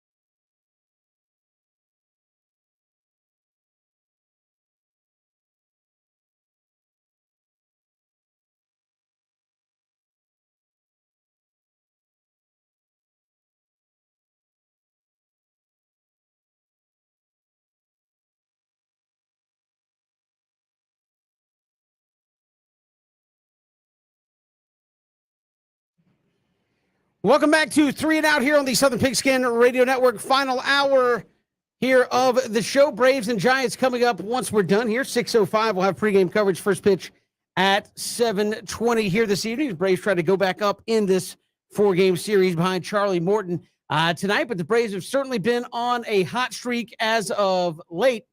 17 of their last 20 have gone in the win column. And joining us here from Tomahawk Take to talk about it and more, a good friend of the show, Fred Owens, joins us. Fred, welcome. How are you? Hello, how you doing? I'm well. I'm trying to stay out. We got a cold snap out here in Abilene. It's only 97 today. Hey, I think we're living in that same territory as well, Fred. You look at this this Braves team right now. Obviously, they're playing a little bit better team in San Francisco, going back and forth. But is what we've seen over the last month, obviously not 14 in a row, but the way they've been playing offensively for the most part, starting pitching-wise, isn't that what we expected this team to kind of do from the beginning of the season? Well, it's what we hoped the team would do from the start of the season. You can't really be sure about things like that when you bring in a guy like Olsen and you don't know what your pitch is going to be, your fifth starter is going to be. It's certainly more like we hoped they would play this year. But again, we ran into some really good pitching early in the year, and we didn't hit well against it, and so we're just now catching up. That's why we're 5 games behind. Fred, when you talk about a guy like Ronald Acuna, obviously was been in a really, really bad slump, was able to get, kind of back on track. I mean, how long do you think he's going to be in this slump, and how much are they going to need him down the stretch, especially approaching the All-Star break? Well, I tell you, without Ronald at the top, the lineup doesn't work. Because even with Harris too being the effective second leadoff hitter, and he's been a blessing to us, even when he's that good, you run into Ronald at the top. If he's not on top of his game, then the lineup sort of stalls there. The next roadblock is Ozuna, and I'm not sure how he gets back on track. He's always been a streaky hitter, and he's going to be hot, and he's going to be cold, and we just have to hope we can keep him hot. But Ronald at the top is the way the thing starts. And getting Ozzie back, being Ozzie what he was, because lineup's pumping now because Harris is kind of doing that job. We need Ozzie back to get that double heartbeat going like Doctor Who or something. We need to get the team going like that. Keep it from coming apart, because otherwise the lineup sort of gets disjointed. Fred, you look at Michael Harris. Obviously, you come up and when you're the top prospect, people expect a lot from you, but this kid's been nothing short of what was advertised, right? I mean, he's come up, he's played hard, he's played great defense, and he's hit maybe better than a lot of people thought. I mean, contrast that with the last guy you put out there. He's putting Andrew Jones' number on there and just could not hit enough at the major league level. How impressed are you thus far that seemingly through about a month in the major leagues, Michael Harris has adjusted and earned his spot on this roster? Well, Michael Harris, I mean, not that I don't want to say this the wrong way. Andrew Jones, Hall of Fame center fielder, and one of the best that ever played the game. But Pache wasn't taught under Andrew Jones. He was kind of guided by Andrew, but Andrew wasn't the guy that Michael Harris had Marquise Grissom. And from the day Grissom looked at him and said, "I know what you can do," at that point, he began to learn how to be a major league player. Now, he came up, and Grissom told us probably excitedly 2 years ago or a year and a half ago that Harris was ready then. Well, he wasn't. I mean, clearly the pitching would have got to him then. But he's come up and learned that he doesn't have to hit the ball out of the ballpark. That wasn't Marquise Grissom's game. You put the ball in play, you put the ball in play hard, and you're going to get your hits. And his singles turned into doubles, and his doubles turned into home runs, and that's how Grissom made a career. And that's exactly what Harris is doing. He's taking the taking the ball where it's pitched, hitting opposite field, not trying to unbutton the top button and send it to Marietta, but he's hitting line drives all over the ballpark. And guess what? They're going out. So, some of the people in the lineup, not mentioning any names, Arjuna, could learn a lot by that. And we would be a lot better off if they did. But Harris has really settled in well. He doesn't get in a hurry. He doesn't get upset. He plays older than his years, and I think it's a credit to Marquise Grissom. Okay, Grissom taught him the way he was supposed to be taught from the ground up, and that was wonderful. Talk about a guy that's definitely settled in as well. Matt Olson obviously had some early season struggles. with his glove and seemingly got that under wrap. You see what he does, at the plate. Talk about him. It's still a lot of games going his first season as a Brave, but having to live in that replacing Freddie Freeman. How would you assess his play thus far?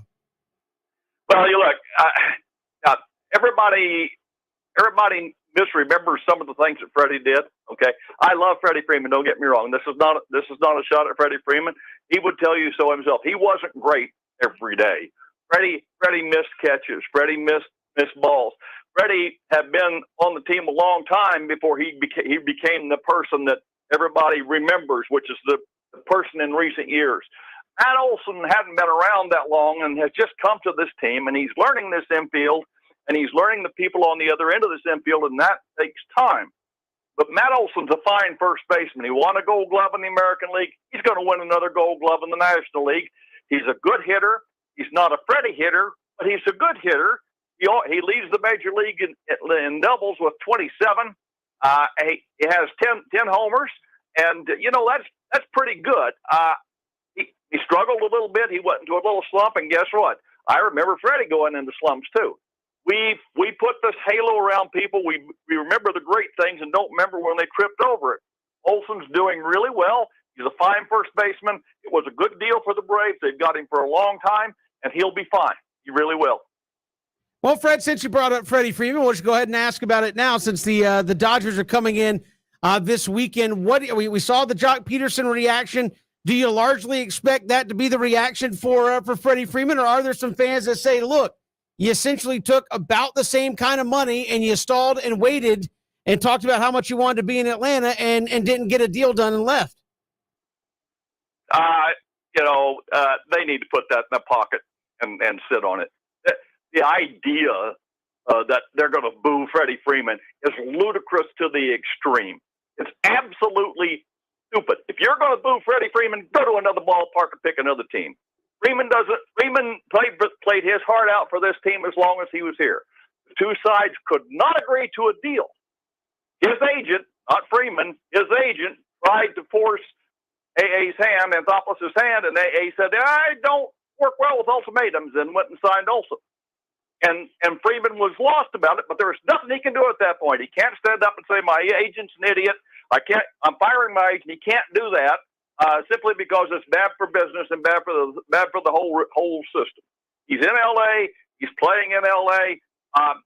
I wish Freddie Freeman nothing but the best, but to boo a man who led the team to its first World Series since 1995 is just absolutely foolish. If you're going to do that, go home. Pick another team. Find a sport, but play basketball or something like that where they trash talk all the time. Freeman's a star. He's a stud. He'll always be a Brave at heart. And if you don't believe that, you're rooting for the wrong team and the wrong man. Well said, Fred. And then, Fred, you talk about this team that's played extremely well in June. Going to be getting some guys back. I mean, going to get Rosario back at a certain point. Going to get Ozzie back at a certain point. You hope to get Mike Soroka back at a certain point, even though you don't know how he's going to be. If this team can maintain its winning ways and try to keep pace with those Mets, how dangerous could they be post-All-Star break?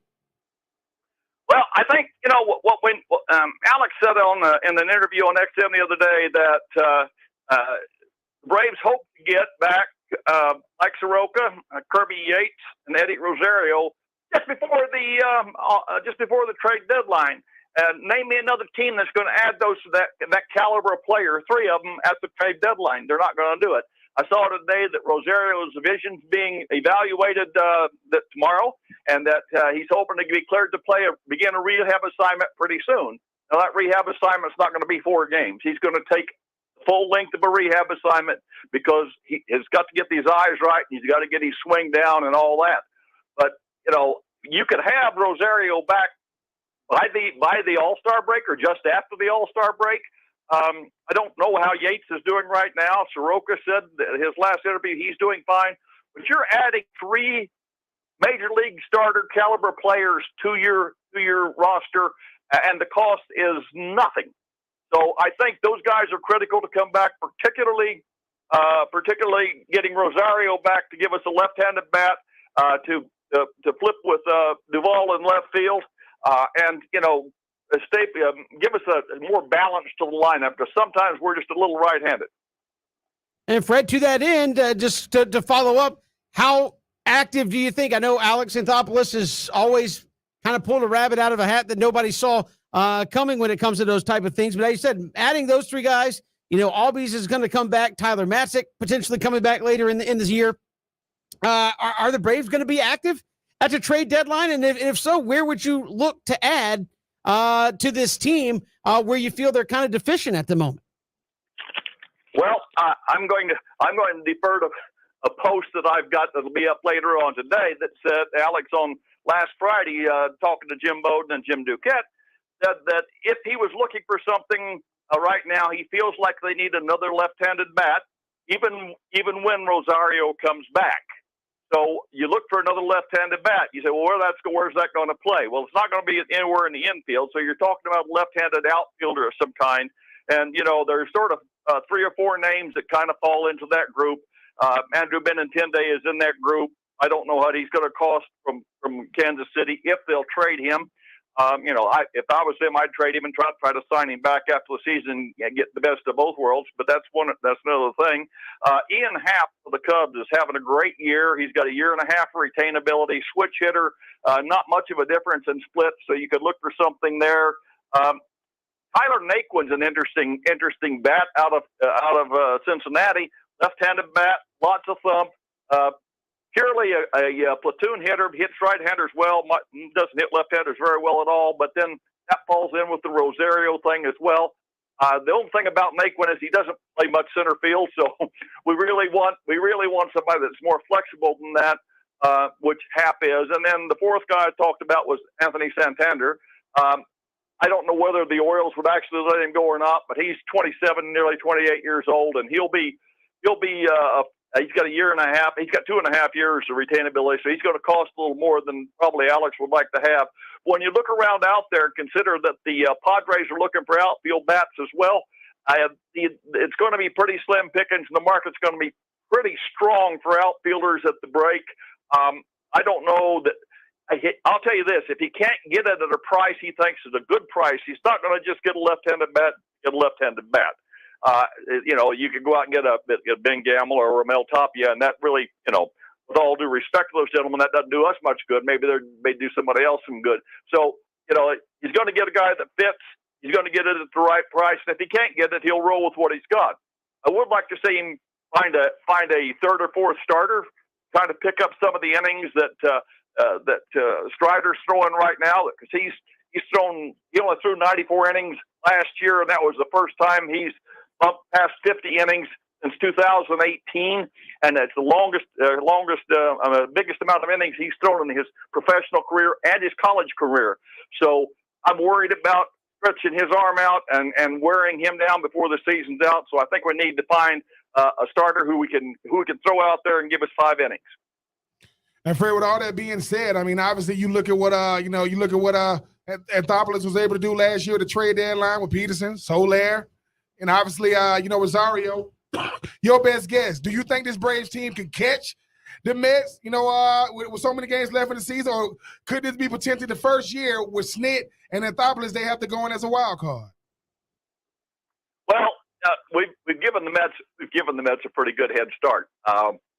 And the problem with that is that, when we get to the end of the year, you look at the Mets schedule in September, they're playing the same schedule we just played with the Cubs and the Nats and all the sub 500 teams is who they get in September.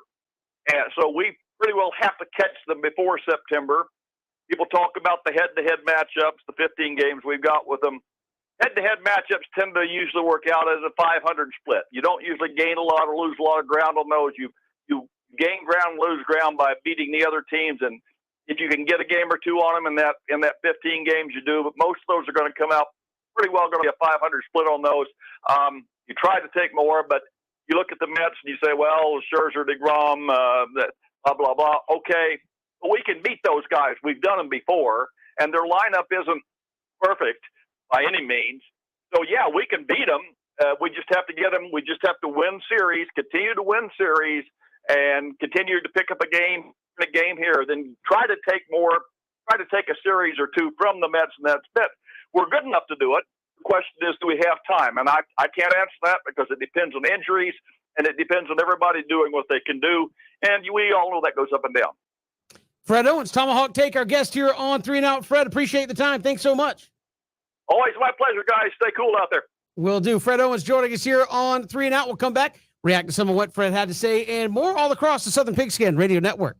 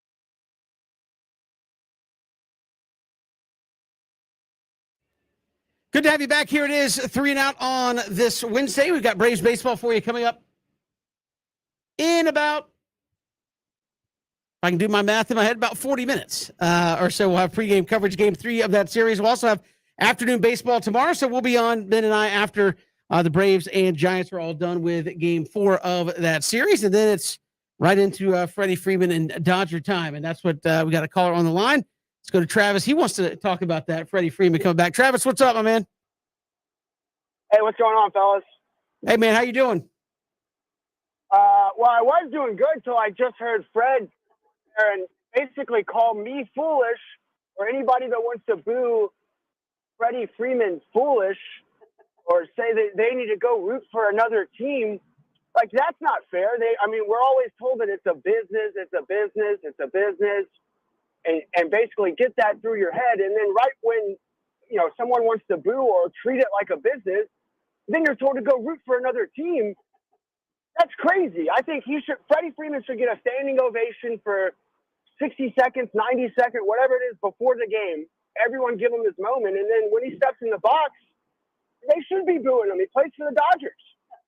Well, I think that's. I think that the Fred maybe be talking about those two separate moments that you're talking about. I think if you just are all on him from the beginning, then that might be one thing. Look, I'm one of those where, am I in the moment? Was I disappointed that Freeman wasn't coming back? Yeah. Am I going to boo him if I was in the stadium? I probably can't. Look, he brought the city of Atlanta a title, which doesn't, as you know, have very many. So I have a hard time just booing him on that principle. Yeah.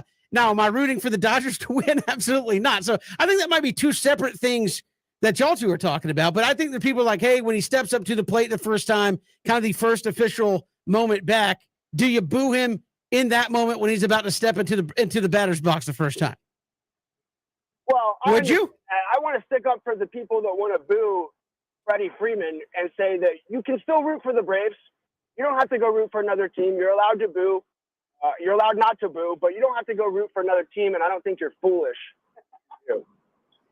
And Travis, I agree with you, though. I think sometimes, we act as if I can't appreciate a person strictly because I don't give them a standing ovation. Sometimes I'm booing you to let you know how it's like love and disappointment at the same time. Yeah, I can appreciate your contributions and the fact that you helped the Braves, get back to the top of the hill. But I can also, feel as though that you kind of fooled me into thinking that you were kind of like above the business because you wanted to be a Braves lifer. So if you do boo him, I think you got just as much right, if not more of a right, to boo him, just like anybody who's cheering him.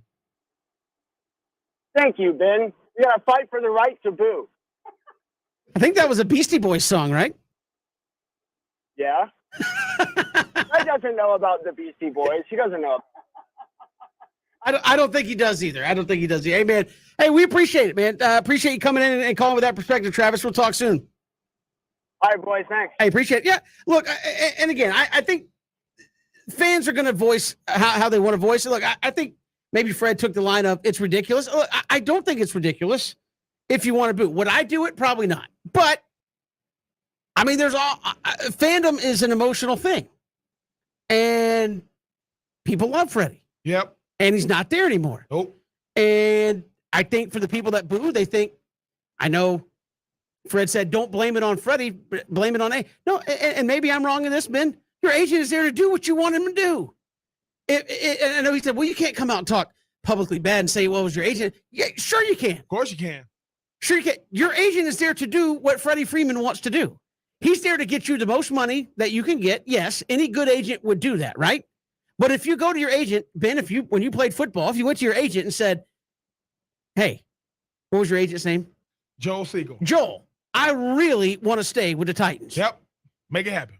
And if he said, look, they're not going to give you what you want, but if you really want to stay, this is what they're going to do. I think that's fair. Again, you put the Braves in the corner thinking kind of what a lot of people thought. There is no way the Braves are going to let Freddie Freeman walk. So you throw out the ultimatum. And then if you're Freddie Freeman, I would be mad at that guy. Say, look, why are we throwing around ultimatums? Get the deal done. Don't put it in don't throw it to hand out an ultimatum to the team. So I think there are people that are mad at the whole situation. Hey, Freddie, if you wanted to stay, you could have. Your agent listens to you, or at least he's supposed to. And we want you to be a Braves lifer. And I think that's the part of it that it's not that if you boo, you hate Freddie Freeman. I'm more in your line, Ben, where it's like, look, if you boo, it's more a sign of respect of, hey man, you left us, and we're the jilted ones standing here at the house. Now we found somebody else, and his name's Matt, and he can hit the ball pretty good too. But I just look at it and say, look, I understand both reactions. I just think largely I'm not booing Freddie Freeman because, again, if you are a fan of a team in Atlanta, how many rings are floating around the ATL? Ain't many. There are not many. No. And he brought you one of them. Yep. So I think for that, he gets the Buck Bellew, Herschel Walker, Stetson Bennett treatment. Right? Hey, wherever you go, whatever you do, you brought a championship to the ATL, and hey, don't like that you're with the Dodgers, but it is what it is at this point. I'm kind of over that part of it, but I know that's been a huge talking point of what's it going to be when he steps up to the batter's box for the first time. Now, I think the first time, probably going to, as Travis said, before the game, if they do something, probably going to get a lot of cheers. First time he steps in the batter's box, there'll probably be a step out moment, a tip of the hat moment. I still don't know if I could boo Freddie Freeman. Unless he hits a walk-off homer, maybe. But I don't know if I will ever get to that point with Freddie just because what he meant. Do I like the way he left? No. I think there's equal parts blame to go around to a lot of folks in that deal. I just don't know if I could throw a boo at him. I'm not pulling. Look, listen, I don't want him to do well while he's with the Dodgers, but I don't know if I'm going to boo him. Well, Kevin, I will save my boos for people I actually detest. Like the Yankees. Yeah, like the Yankees. Every other Dodger gets a boo. Or the Florida Marlins. Yes. I will say my boos. I will say this. There are certain players that you have a different type of affection towards, a different type of love towards. Like most Braves players, we're going to support them because they're Braves, but they don't have that same pizzazz like a guy like Freddie Freeman. Freddie Freeman was a guy that was there during the dark ages of when FBI agents walking in the front office. He was with the Braves then. Freddie Freeman got that cosign from guys, like Chipper Jones. Oh yeah, man, he's going to be the next great one. And he was able to become the best. He was the best first baseman in baseball before the Braves actually got. He was still really, really good. So what happened was, Kevin, we was thinking, all right, not only did he give you a World Series, gave you an MVP. So Freddie Freeman is that guy. It's just devastating. Certain guys, we start thinking that the business is above them. No, Freddie Freeman, he wouldn't do it. Because this is the thing, people, it wouldn't have mattered where Freddie Freeman went. It just happened to be the Dodgers. I mean, no, if he'd have gone to the Yankees, it'd have been equally as bad. Yeah, you're right. I mean, it would have been. But he went to one of the two places, as far as Braves fans are concerned right now, that's about as bad as it gets. You're going to go to the Dodgers or the Yankees, that's awful. That's all I'll say. I think the thing is, too, though, the booing is because that's how much Freddie Freeman meant to you. Like, that's how much he meant to the Braves organization. That's how much he went. I mean, there are certain young people who got introduced to the Braves through Freddie Freeman. There are still people who say, hey, man, he's still my favorite player. He just got on that Dodger blue. He's still the best first baseman in baseball. He just got on that Dodger blue. And that's the hard part about sports is sometimes as a player, you don't know what you mean to the city, to the organization, to the fans. And when you leave, it was devastation. What really made it crazy was he was one of the last big names to fall. Everybody else was going. Where's Freddie Freeman going to go? Then Anthopoulos like, look, man, we can't wait because Matt Olson, he's getting looked at by those the freaking evil empire. We got to go ahead and get him. So then it's almost like with Matt Olson, because Matt Olson signed while Freddie Freeman was there, we like, oh, that's it. Like, yeah, once that trade happened, and to me, that's another reason why people kind of like was, oh, Matt Olson, what dude, we got to have. We are the type of team to where we can't have an okay first baseman. He's got to be top 3, top 2. And so in a sense, they kind of put Alex Anthopoulos offered Freddie Freeman the biggest contract in MLB history for a first baseman. So I don't know why people go, oh, he wanted. And it's Kevin, once again, we're not just, quote, analysts, journalists, fans. We are informed. We know what's going on. when his contract got signed, we go first and went, what?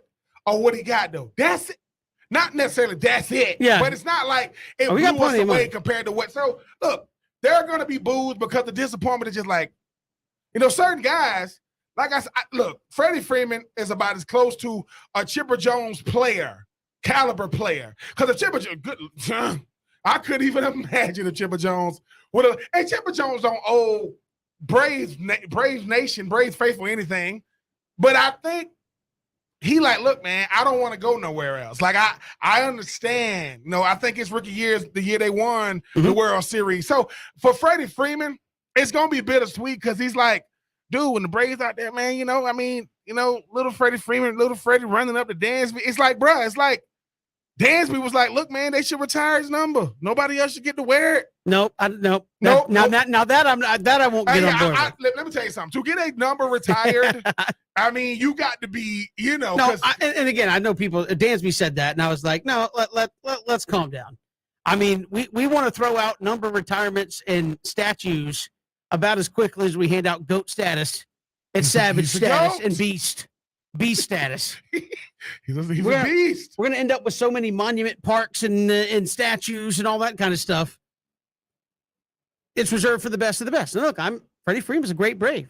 But the end of the day is you finish up with the Dodgers, you sign another deal, play till you're 40, you'll play about as long for somebody else as you will for the Atlanta Braves. I don't know if that puts you in legendary status as far as retiring your number with the Braves. That's just me. Like if Ronald Acuna plays out this contract, then he goes and plays for another team for a decade. Again, does that put number 13 up in the rafters as a retired number? I think it'd be very close, but I don't know. I don't know if you put it up there. I mean, you look at the guys that did it. I mean, John Smoltz, Tom Glavine, they didn't, but they were 90% of their career was with the Braves. Chipper Jones, Braves lifer, Bobby Cox managed the team through the course of the most consistent run in professional sports, right? And brought home a World Series. Those are easy things to do. Mm-hmm. I don't know if I'm putting 5 up there.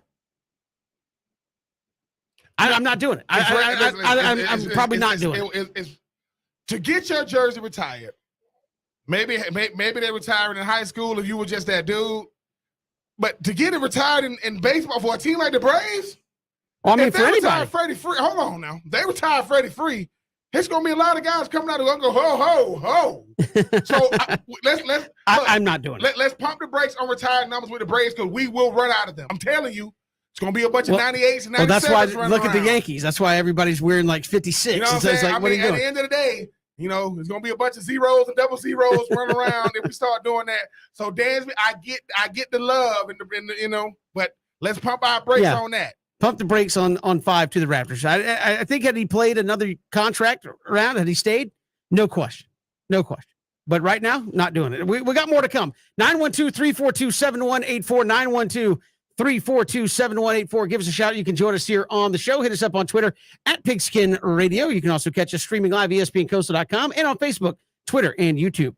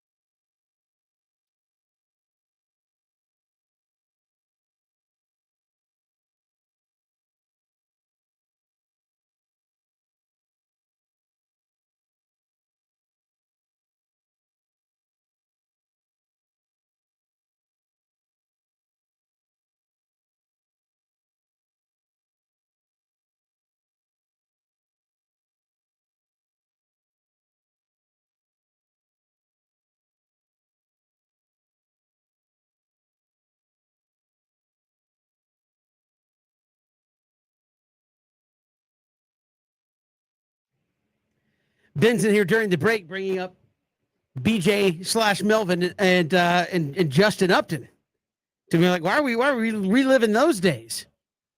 Wait, Relive the glory days. It's my ugly. It's my ugly days. Oh, geez. You got ugly when ugly was there. He got that big money, and then Oh, he got this. Oh, ugly like you shut up. and then the Braves got to pay him to play for somebody else. Like, ugly, yeah. My key didn't work this morning. Yeah, we need to talk to you about that. Dan, you're not hitting your weight. That's a problem. I mean, he came over that one year after the Marlins and hit a bunch of home runs, and then it was just downhill from there. Listen, at the end of the day, Kevin, the history of the Braves is a beautiful one. I mean, I was just talking about, Jerry Pendleton, Chipper, Austin Riley. You want to know what's insane? You can check me on this. As bad as Dan Uggla was, I don't know if it's the longest in franchise history, but Dan Uggla with the Braves had like a 33-game hit streak. And you're going, bro, you're hitting 180. How is this possible?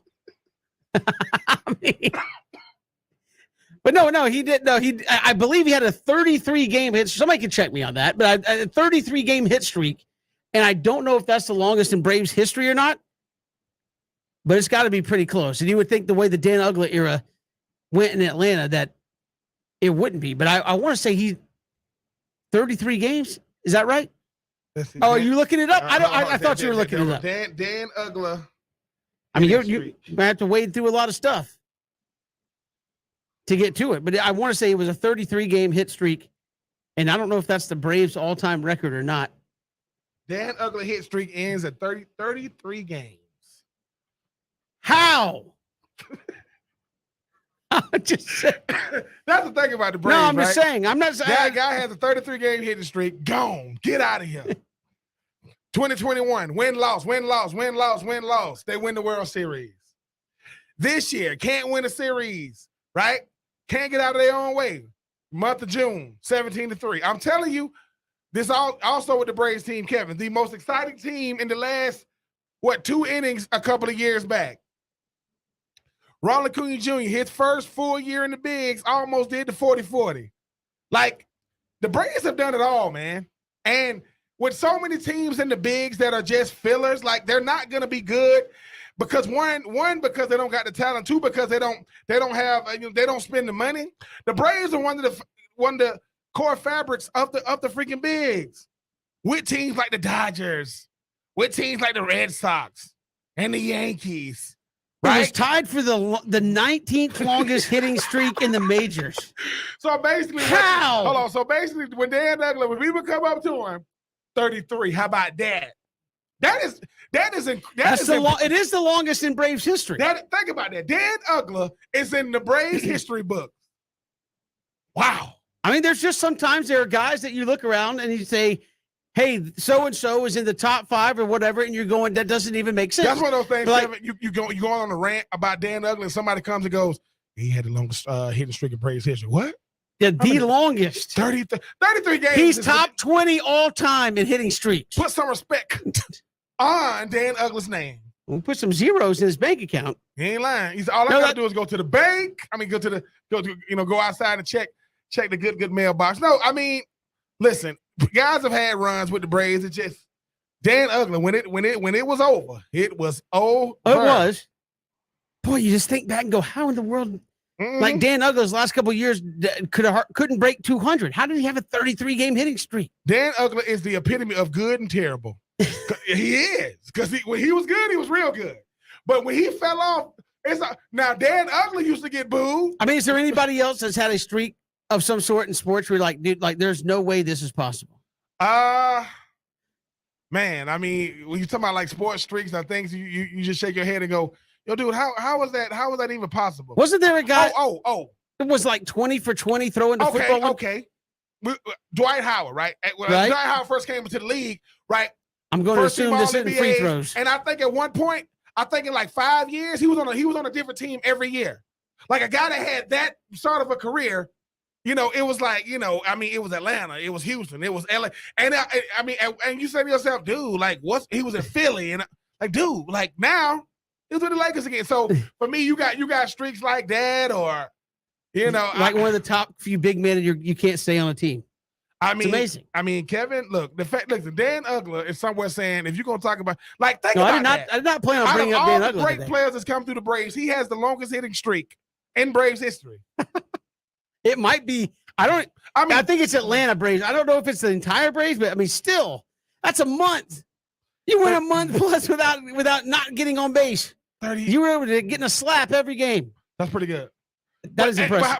No. What it really is, like you said, how do you go from that to that? Yeah, how do you go from 33 to I haven't hit in 33 games? I mean, I don't know. It's in the words of Jamie Foxx, from sugar to don't hate the player, hate the game. I'm just saying, that's what it is, right? And Kevin, if somebody would listen, Kevin, think about this. For the $1 million question, you are a Braves historian. Who has the most hits in Braves history? You mean the longest hit streak? The longest hitting streak? You wouldn't have thought Dan Ugler in a million years. I mean, I knew he had the 33 game, but I didn't know that was the longest. That's just wild. You would have been like Dan Ugler. And then, no, you would have said, Dan Ugler? I'll take it again. All the confetti's coming down. You go, wait up. It's Dan Ugler. Wow. Hey, man. The Braves have done it all, though. They really, really have. When you come on the Braves team, you're coming on to a team that's rich in tradition. I mean, Hank, Dale Murphy, Joe Torre. Didn't Joe Torre play for the Braves? I think he did. Joe Torre played for the Braves. David Justice, Otis Nixon, Ron Gant. You talk about Freddie Freed. You talking about Ozzie. You talk about David Justice and Smokes, and and Maddox and Avery. Oh my man! I mean Terry Pendleton, Chipper Jones, Andrew Jones. What are we doing, people? Stop playing with us. Like when people get to talk about the Braves, man, Dale Murphy had 2 MVPs. Is there a better player in baseball than Hank? No. I'm just saying, man, we need to stop playing. Dan Ugler, I apologize. 33 hits. I mean, I got the longest hit streak in Braves history. Hey, man. Yeah. Deal with it. Yeah, deal with it. Bring me to Braves Legends Weekend. Oh, my God, Kevin. Kevin's up there broadcast live. Dan Ugler. And then Dan Ugler, he bought the thing. He said, what's up, Dan? He goes, why you got 33 on your chest? Because that's what it is. You know what it is. Nobody's ever done it better than me. Do players even, I sound like an Ichiro or something. Do guys even have 33 game hit streaks anymore? That's rare. Because guys be swinging for the fences now. Like, guys can care less about getting on base. They're trying to leave the yard. But 33 games? Hey, man. That's pretty good. We'll come back. We'll get you ready for Braves and Giants. No Dan Ugler sighting tonight. It's 3 and Out, Southern Pigskin Radio Network.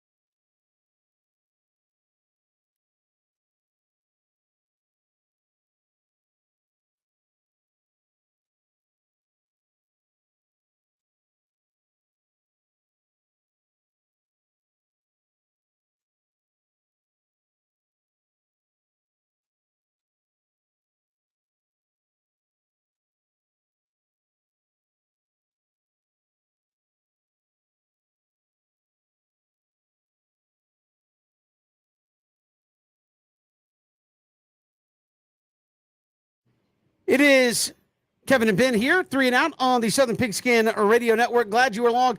Braves and Giants coming up. We'll have it for you 6:05 with the pregame coverage. Game 3 of 4. Ben will actually have Braves baseball tomorrow, as well as afternoon baseball 12:20 first pitch tomorrow as the Giants try to get out of town, hopefully with the loss. And then everybody's got to get their mind focused on those pesky Dodgers as they roll into town for a 3-game weekend series. Listen, anybody that wants to boo Freddie Freeman, you're more than right to do it. Don't let Jeff Owens make you think any different. Fred, I'm sorry. well, I mean, Jeff Owens may. Jeff Owens. I I apologize. Got a bunch of Owens on the show, Jeff and Fred, whichever one. Travis, you done whatever you want to do, Travis, do what you do, because that's how much Freddie Free means to us. Freddie Free, you know you're better than that. And if you don't think you're better than that, just listen for the boos. They will be coming as the cheers. But hey, man, before we get to that, let's get a big dub tonight. Hopefully the best will be on fire tonight. Kevin will be coming from the Bravos and not from the Giants. Yeah, we'll see. It's Charlie Morton against Carlos Rodon. Good pitching matchup tonight. And again, I think the Mets were losing earlier today, so that's always good news if you can make up extra round. Yeah, and the Mets did lose to Houston today, so a chance to make up a full game if you can go out there and win tonight. And again, like we said to start the show, Ben, you came out, you scored 10 runs. So to me, you lost, you didn't pitch well. Tonight, I think you come out and pitch well, but your offense is playing well, right? You scored 10 runs. If you can put up 5-6 runs tonight, I think you're going to have a great chance to win. I thought Acuna, 3 for 5 last night with a homer. Maybe that's a good sign that he's coming out of his little slump that he's been in. And if he starts getting hot, watch out. I think the Braves can take off on a little mini tear here over the next week or so. I agree with what Fred Owens said. If this offense is good without Acuna, it is superb when he is mashing. And obviously, hopefully, yesterday is a sign of things to come. Kevin, like I said, beautiful swing. Hopefully, he's out of that slump. But I'm gonna need these Bravos to get back to their winning ways because I obviously you're always trying to keep pace with those pesky Dodgers. And those pesky Mets, and obviously, you want to keep some distance between you and those Phillies. Absolutely. So Braves and Giants coming your way. If you missed any portion of the day show, ESPNCoastal.com, YouTube. Go to ESPN Coastal on YouTube and catch a podcasted version of the show. We'll see you tomorrow following Braves baseball on 3 and Out.